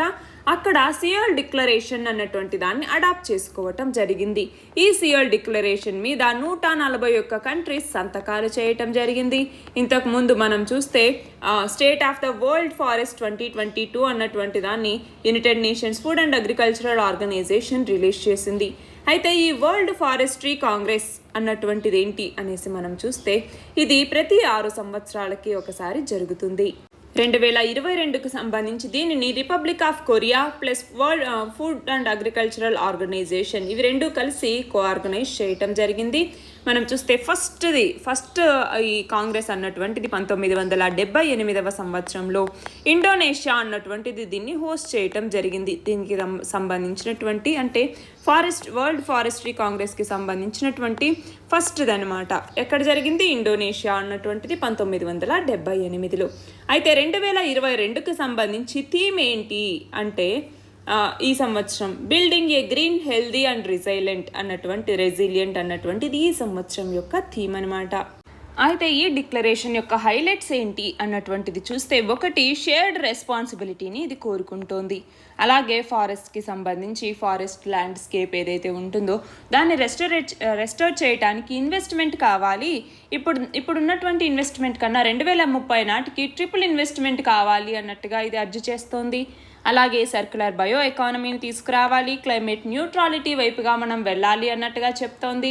అలాగే ఫ్యూచర్ పాండమిక్స్ని ప్రివెంట్ చేసేలాగా స్టెప్స్ తీసుకోవాలి అన్నట్టుగా చెప్తోంది. ఇన్నోవేషన్ అంటే కొత్తగా టెక్నాలజీ ఇన్నోవేషన్ అనేది జరగాలి, కొత్త మెకానిజమ్స్ అనేవి రావాల్సిన అవసరం ఉంది అన్నట్లుగా ఇది చెప్తోంది. ఇవన్నీ కూడా ఈ సియోల్ ఫారెస్ట్ డిక్లరేషన్ యొక్క హైలైట్స్గా మనం చెప్పుకోవచ్చు.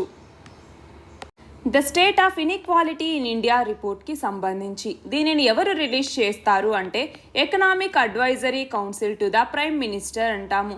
ఇది ఈ రిపోర్ట్ని రిలీజ్ చేయటం జరిగింది. ఈ రిపోర్ట్ సంబంధించి ఏంటి అంటే ఇన్ఈక్విటీస్ ఏవైతే health, education, house hold characteristics, labour market వీటికి సంబంధించినటువంటి ఇన్ఈక్విటీస్ అనేవి ఉంటాయో వాటికి సంబంధించి ఇన్ఫర్మేషన్ని కంపైల్ చేయటానికి ఈ రిపోర్ట్ అన్నటువంటిది యూజ్ అవుతుంది. అంతేకాకుండా ఈ సెక్టార్లో ఉన్నటువంటి ఇన్ఈక్వాలిటీస్ ఏవైతే ఉన్నాయో ఇవి ఏం చేస్తాయి, పాపులేషన్ని ఎక్కువ వల్నరబుల్గా చేయటం, మల్టీ డైమెన్షనల్ పావర్టీ ఏదైతే ఉంటుందో దాన్ని ట్రిగర్ చేసేలాగా ఈ ఇన్ఈక్వాలిటీస్ అనేవి ఎక్కువగా దోహదం చేస్తాయి. అలాగే ఈ రిపోర్ట్ అన్నటువంటిది ఇన్ఈక్వాలిటీస్కి సంబంధించి కాంప్రహెన్సివ్ అనాలిసిస్ని చేపట్టి దాని ద్వారా అంటే మన యొక్క ఎకోసిస్టమ్కి సంబంధించి డైరెక్ట్గా మన పాపులేషన్ యొక్క వెల్ బీయింగ్ మీద, ఓవరాల్ గ్రోత్ మీద ఇది డైరెక్ట్గా ఇంపాక్ట్ చూపిస్తుంది అన్నట్టుగా చెప్పిందనమాట. అయితే ఈ రిపోర్ట్లోకి వచ్చేసరికి 5 కీ ఏరియాస్ అనేటటువంటివి ఉన్నాయి. అవి ఏంటి అంటే 1 ఇన్కమ్ డిస్ట్రిబ్యూషన్ అన్నటువంటిది, 2వది వచ్చేసరికి లేబర్ మార్కెట్ డైనమిక్స్కి సంబంధించి, 3వది health, 4 education, 5 household characteristics. ఈ 5 కీ ఏరియాస్ మీద ఈ రిపోర్ట్ అన్నటువంటిది చెప్పటం జరిగింది. అలాగే ఈ రిపోర్ట్ అన్నటువంటిది వివిధ ఆర్గనైజేషన్స్ ఇచ్చినటువంటి డేటాని తీసుకొని ఈ రిపోర్ట్ని చేయటం జరిగింది. అవి ఏంటంటే పీరియాడిక్ లేబర్ ఫోర్స్ సర్వే, అలాగే national family and health survey అన్నటువంటిది, అలాగే united information system for education plus అన్నటువంటివి. వీటన్నింటి మీద ఇది బేస్ అయ్యి దాని యొక్క డేటాని తీసుకొని ఈ రిపోర్ట్ని తయారు చేయటం జరిగింది. అయితే ఈ రిపోర్ట్లో ఏం చెప్పింది అంటే 1 వెల్త్ కాన్సన్ట్రేషన్ గురించి మాట్లాడటం జరిగింది, 2వది అన్ఎంప్లాయ్మెంట్కి సంబంధించి మాట్లాడటం జరిగింది, అన్ఎంప్లాయ్మెంట్ రేట్కి సంబంధించి, 3వది వచ్చేసరికి హెల్త్కి సంబంధించి అంటే హెల్త్ ఇన్ఫ్రాస్ట్రక్చర్ గురించి చెప్పటం జరిగింది, 4 హౌస్ హోల్డ్ కండిషన్స్ అనేవి ఎలా ఉన్నాయి అన్నట్టుగా వివరించటం జరిగింది.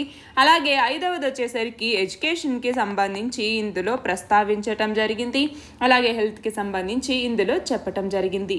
అయితే ఇందులో భాగంగా ఏంటి, లేబర్ ఫోర్స్ పార్టిసిపేషన్ రేట్ ఎంత ఉంది, అన్ఎంప్లాయ్మెంట్ రేట్ ఎంత ఉంది, హెల్త్ ఇన్ఫ్రాస్ట్రక్చర్ మీద ఎంత పెడుతున్నారు, వెల్త్ కాన్సన్ట్రేషన్ ఎంత ఉంది, అలాగే గ్రాస్ ఎన్రోల్మెంట్ రేషియో అనేది ఎలా ఉంది, హౌస్ హోల్డ్ ఫెసిలిటీస్ ఎలా ఉన్నాయి, వీటన్నింటినీ కూడా ఈ రిపోర్ట్ అన్నటువంటిది చెప్పింది. దీనికి సంబంధించి రిలేటెడ్ రిపోర్ట్స్ ఏంటి, వరల్డ్ ఇన్ఈక్వాలిటీ రిపోర్ట్ అన్నటువంటిది, ఇండియా ఇన్ఈక్వాలిటీ రిపోర్ట్ అన్నటువంటిది, మల్టీ డైమెన్షనల్ పావర్టీ ఇండెక్స్, ఇవన్నీ కూడా దీనికి రిలేటెడ్ ఇనిషియేటివ్స్. మన నెక్స్ట్ ఆర్టికల్ వచ్చేసి పొల్యూషన్ అండ్ హెల్త్ రిపోర్ట్కి సంబంధించి ద లాన్సెట్ ప్లానెటరీ హెల్త్ అన్నటువంటిది pollution and health A progress update అనేటటువంటి ఆ రిపోర్ట్ని పబ్లిష్ చేయటం జరిగింది. దీని కింద ఎయిర్ పొల్యూషన్ అన్నటువంటిది 2019వ సంవత్సరంలో 16.7 లక్షల డెత్స్కి కారణమైంది అన్నట్టుగా చెప్పిందనమాట ఈ నివేదిక. అంటే మొత్తం మరణాల్లో 17.8% ఈ ఎయిర్ పొల్యూషన్ ద్వారానే కలిగింది. అయితే ఈ రిపోర్ట్ ఏం చెప్పింది, ఇటు గ్లోబల్గాను ఇటు ఇండియాలో కూడా ఈ ఎయిర్ పొల్యూషన్కి సంబంధించి ఎక్స్ప్లెయిన్ చేయటం జరిగింది. ఇండియా మన గ్లోబల్గా చూసుకుంటే ఎయిర్ పొల్యూషన్ అన్నటువంటిది మనకి 66.7 లక్షల డెత్స్ని కాస్ట్ చేయటం జరిగింది 2015 నుంచి. ఓవరాల్గా పొల్యూషన్ అన్నటువంటిది 90 లక్షల డెత్స్ని 2019 ఒక్క సంవత్సరంలోనే పొల్యూషన్ వల్ల ఇంతమంది చనిపోయారు. అంటే సిన్స్ 2015 అనాలిసిస్కి సంబంధించి అనమాట. అలాగే యాంబియంట్ ఎయిర్ పొల్యూషన్ కూడా మనం చూస్తే 45 లక్షల డెత్స్ని కాస్ట్ చేస్తూ ఉంది. దేనివల్ల అంటే ఇదంతా పొల్యూషన్ వల్ల. మన ఇండియాలో అయితే 16.7 లక్షల మంది పొల్యూషన్ రిలేటెడ్ మరణాలతో మరణించటం జరిగింది. అందులోనూ 2.5 పొల్యూషన్తోనే, అంటే PM 2.5 అంటాము, పార్టిక్యులేట్ మ్యాటర్ అనేసి. ఈ పార్టిక్యులేట్ మ్యాటర్ పొల్యూషన్ వల్లనే 9.8 లక్షల మరణాలు అనేవి సంభవించాయి. మిగిలినటువంటి 6.1 లక్షల మరణాలు హౌస్ హోల్డ్ ఎయిర్ పొల్యూషన్ వల్ల వచ్చాయి అన్నట్టుగా ఈ రిపోర్ట్ చెప్తోంది. అయితే ఈ పొల్యూషన్ వల్ల నెంబర్ ఆఫ్ డెత్స్ ఏవైతే ఉన్నాయో ఇవి ఎక్స్ట్రీమ్ పావర్టీకి కూడా రిలేటెడ్ అయి ఉన్నాయి. అందులోనూ ఇది ఎయిర్ పొల్యూషన్ అన్నటువంటిది ఇండో గ్యాంజెటిక్ ప్లెయిన్లో ఎక్కువ సివియర్గా ఉంది అన్నట్టుగా చెప్పటం జరిగింది. అయితే ఈ ఎయిర్ పొల్యూషన్ని ట్యాకిల్ చేయటం కోసం ఇండియా అన్నటువంటిది ప్రధానమంత్రి ఉజ్వల యోజన ప్రోగ్రామ్ అన్నటువంటి దాన్ని, అలాగే నేషనల్ క్లీన్ ఎయిర్ ప్రోగ్రామ్ అనేసి, అలాగే commission for air quality management అనేసి, అది కూడా నేషనల్ క్యాపిటల్ రీజియన్కి సంబంధించి వీటిని తీసుకురావటం జరిగింది. అలాగే లెడ్ పొల్యూషన్కి సంబంధించి కూడా గ్లోబల్గా 80 కోట్ల మంది చిల్డ్రన్ బ్లడ్ లెడ్ కాన్సన్ట్రేషన్స్తో బాధపడుతూ ఉన్నారు అన్నట్టుగా చెప్పటం జరిగింది. అయితే ఇండియా ఏమేమి తీసుకొచ్చింది? గ్రేడెడ్ రెస్పాన్స్ యాక్షన్ ప్లాన్ అనేసి ఒకదాన్ని తీసుకురావటం జరిగింది. అలాగే పొల్యూటర్ పే ప్రిన్సిపల్ అనేసి, స్మాగ్ టవర్స్ అన్నటువంటి దాన్ని ఇటీవల ఢిల్లీలో ఇలాగా వివిధ చోట్ల నెలకొల్పారు. అలాగే air purifier, national clean air programme అనేసి, ఇంకా టర్బో హ్యాపీ సీడర్ అనేసి, అలాగే సఫర్ అన్నటువంటి వాటిని తీసుకొచ్చింది. Air quality and weather forecasting and research అనేసి సఫర్ అన్నటువంటిది. నేషనల్ ఎయిర్ క్వాలిటీ ఇండెక్స్ అన్నటువంటి దాన్ని తీసుకురావటం జరిగింది. అలాగే ఎయిర్ యాక్ట్ అన్నటువంటి దాన్ని 1981లో air prevention and control of pollution act అంటాము. ప్రధానమంత్రి ఉజ్వల యోజన, ఇవన్నీ కూడా కేంద్ర ప్రభుత్వం తీసుకొచ్చినటువంటి ఇనిషియేటివ్స్. మన నెక్స్ట్ ఆర్టికల్ వచ్చేసి రీసెంట్గా యూనియన్ క్యాబినెట్ అన్నటువంటిది నేషనల్ పాలసీ ఆన్ బయోఫ్యూయల్స్ 2018 ఏదైతే ఉందో ఇందులో కొన్ని అమెండ్మెంట్స్ తీసుకురావటం జరిగింది. దానికి ఇప్పుడు యూనియన్ క్యాబినెట్ అప్రూవల్ అనేది ఇవ్వటం జరిగింది. ఈ అమెండ్మెంట్స్ ఏంటి అంటే, ఒకటి, ఎక్కువ ఫీడ్ స్టాక్స్ని ఏర్పాటు చేయాలి అన్నట్టుగా, అంటే ఈ బయోఫ్యూయల్స్ ప్రొడక్షన్ కోసం ఎక్కువగా ఫీడ్ స్టాక్స్ని తీసుకురావటానికి సంబంధించి. రెండవది, ఇథనాల్ బ్లెండింగ్ ఏదైతే ఉందో, ఈ ఇథనాల్ బ్లెండింగ్ టార్గెట్ ఏదైతే ఉందో ఆ టార్గెట్ని ఇంతకుముందు 2030కి ఈ టార్గెట్ అనేది ఉంది. దాన్ని 2025-26 సంవత్సరానికల్లా 20% ఇథనాల్ బ్లెండింగ్ అన్నటువంటి టార్గెట్ని పెట్టుకోవటం జరిగింది. అలాగే ఈ ఎన్బిసిసి అంటాము, అంటే ఏంటి, నేషనల్ బయోఫ్యూయల్ కోఆర్డినేషన్ కమిటీ అనేసి, అందులో కొంతమంది మెంబర్స్ని యాడ్ చేయటం జరిగింది. ఎన్బిసిసిలో మనకి minister of petroleum and natural gas చైర్మన్గా ఉంటారు. అలాగే ఈయన మనకి బయోఫ్యూయల్ ప్రోగ్రామ్కి సంబంధించినటువంటి ఇంప్లిమెంటేషన్, మానిటరింగ్, వీటికి సంబంధించి ఓవరాల్ కోఆర్డినేషన్ని చూసుకునేటటువంటి కమిటీ ఏది అంటే నేషనల్ బయోఫ్యూయల్ కోఆర్డినేషన్ కమిటీ అన్నటువంటిది. అలాగే బయోఫ్యూయల్స్ యొక్క ఎక్స్పోర్ట్కి సంబంధించి కూడా కొన్ని స్పెసిఫిక్ కేసెస్లో వాటికి పర్మిషన్ ఇవ్వటానికి కూడా ఇందులో కొన్ని అమెండ్మెంట్స్ని తీసుకొచ్చారు. దీని ద్వారా ఏం జరుగుతుంది అంటే, వీటి యొక్క సిగ్నిఫికెన్స్ ఏంటి ఈ అమెండ్మెంట్స్కి అనేసి మనం చూస్తే, ఒకటి, దీని ద్వారా ఇండియా యొక్క మేక్ ఇన్ ఇండియా డ్రైవ్ ఏదైతే ఉందో, ఈ మేక్ ఇన్ ఇండియా డ్రైవ్ అన్నటువంటిది మరింత ముందుకెళ్లేందుకు ఇది ఉపయోగపడుతుంది. అంతేకాకుండా ఆత్మనిర్భర్ భారత్ అన్నటువంటి ఇనిషియేటివ్ని తీసుకొచ్చారు, దాన్ని ప్రమోట్ చేయటానికి. అలాగే ఎంప్లాయ్మెంట్ని మరింతగా క్రియేట్ చేయటానికి ఇది ఉపయోగపడుతుంది. 2018లో మనకి నేషనల్ పాలసీ ఆన్ బయోఫ్యూయల్స్ తీసుకొచ్చారు. దీనిని ministry of petroleum and natural gas అన్నటువంటిది 2018లో నోటిఫై చేయటం జరిగింది. దీని కింద 20% ఇథనాల్ బ్లెండింగ్ని పెట్రోల్లోను, అలాగే 5% బయోడీజిల్ని డీజిల్లోను 2030 నాటికి తీసుకురావాలని లక్ష్యంగా పెట్టుకుంటే, దాన్ని ఇప్పుడు 2025-26కు మార్చటం జరిగింది. అలాగే నేషనల్ బయోమాస్ రిపాజిటరీ అన్నటువంటి దాన్ని దేనికి బయోమాస్ అప్రైజల్కి సంబంధించి తీసుకురావటం జరిగింది. దీని ద్వారా ఏంటంటే, ఈ పాలసీ కింద వయబిలిటీ గ్యాప్ ఫండింగ్ స్కీమ్ని 2G ఇథనాల్ బయో రిఫైనరీస్కి సంబంధించి తీసుకురావటం జరిగింది. బయోడీజిల్ ప్రొడక్షన్ని ఎంకరేజ్ చేస్తారు. అలాగే బయోఫ్యూయల్స్కి సంబంధించి బేసిక్ బయోఫ్యూయల్స్గా దాన్ని కేటగిరైజేషన్ చేశారనమాట. ఎలాగా, బేసిక్ బయోఫ్యూయల్స్ అనేసి, అడ్వాన్స్డ్ బయోఫ్యూయల్స్ అనేసి, అలాగే ఆల్గే బేస్డ్ అంటే థర్డ్ జనరేషన్ బయోఫ్యూయల్స్ అనేసి, ఇలా 3 రకాలుగా కేటగిరైజ్ చేశారు. వీటి ద్వారా రీసెర్చ్, డెవలప్మెంట్, అలాగే ఈ బయోఫ్యూయల్ ఫీడ్ స్టాక్కి సంబంధించినటువంటి ఆ ప్రొడక్షన్, అలాగే కన్వర్షన్ టెక్నాలజీస్, వీటికి సంబంధించి డెమాన్స్ట్రేషన్ ఇవ్వటానికి, వీటన్నింటికీ కూడా ఈ నేషనల్ పాలసీ ఆన్ బయోఫ్యూయల్స్ అన్నటువంటిది తోడ్పడుతుంది. అలాగే రా మెటీరియల్ని ఇథనాల్ ప్రొక్యూర్మెంట్కి తీసుకురావటం ద్వారా షుగర్ కేన్ జ్యూస్ కానీ, అలాగే షుగర్ కంటైనింగ్ మెటీరియల్స్ ఏవైతే ఉన్నాయో డ్యామేజ్డ్ ఉన్నటువంటివి, అలాగే సర్ప్లస్ ఫుడ్ గ్రెయిన్స్, వాటిని ఉపయోగించుకోవటానికి స్కోప్ అనేది పెరుగుతుంది. అలాగే నేషనల్ బయోఫ్యూయల్ కోఆర్డినేషన్ కమిటీ అన్నటువంటి దాన్ని ministry of petroleum and natural gas కింద ఏర్పాటు చేయాలి అన్నట్టుగా ఈ నేషనల్ పాలసీ ఆన్ బయోఫ్యూయల్స్ 2018 చెప్తోంది. ఇవి ఈ week important articles. All the very best and thank you very much.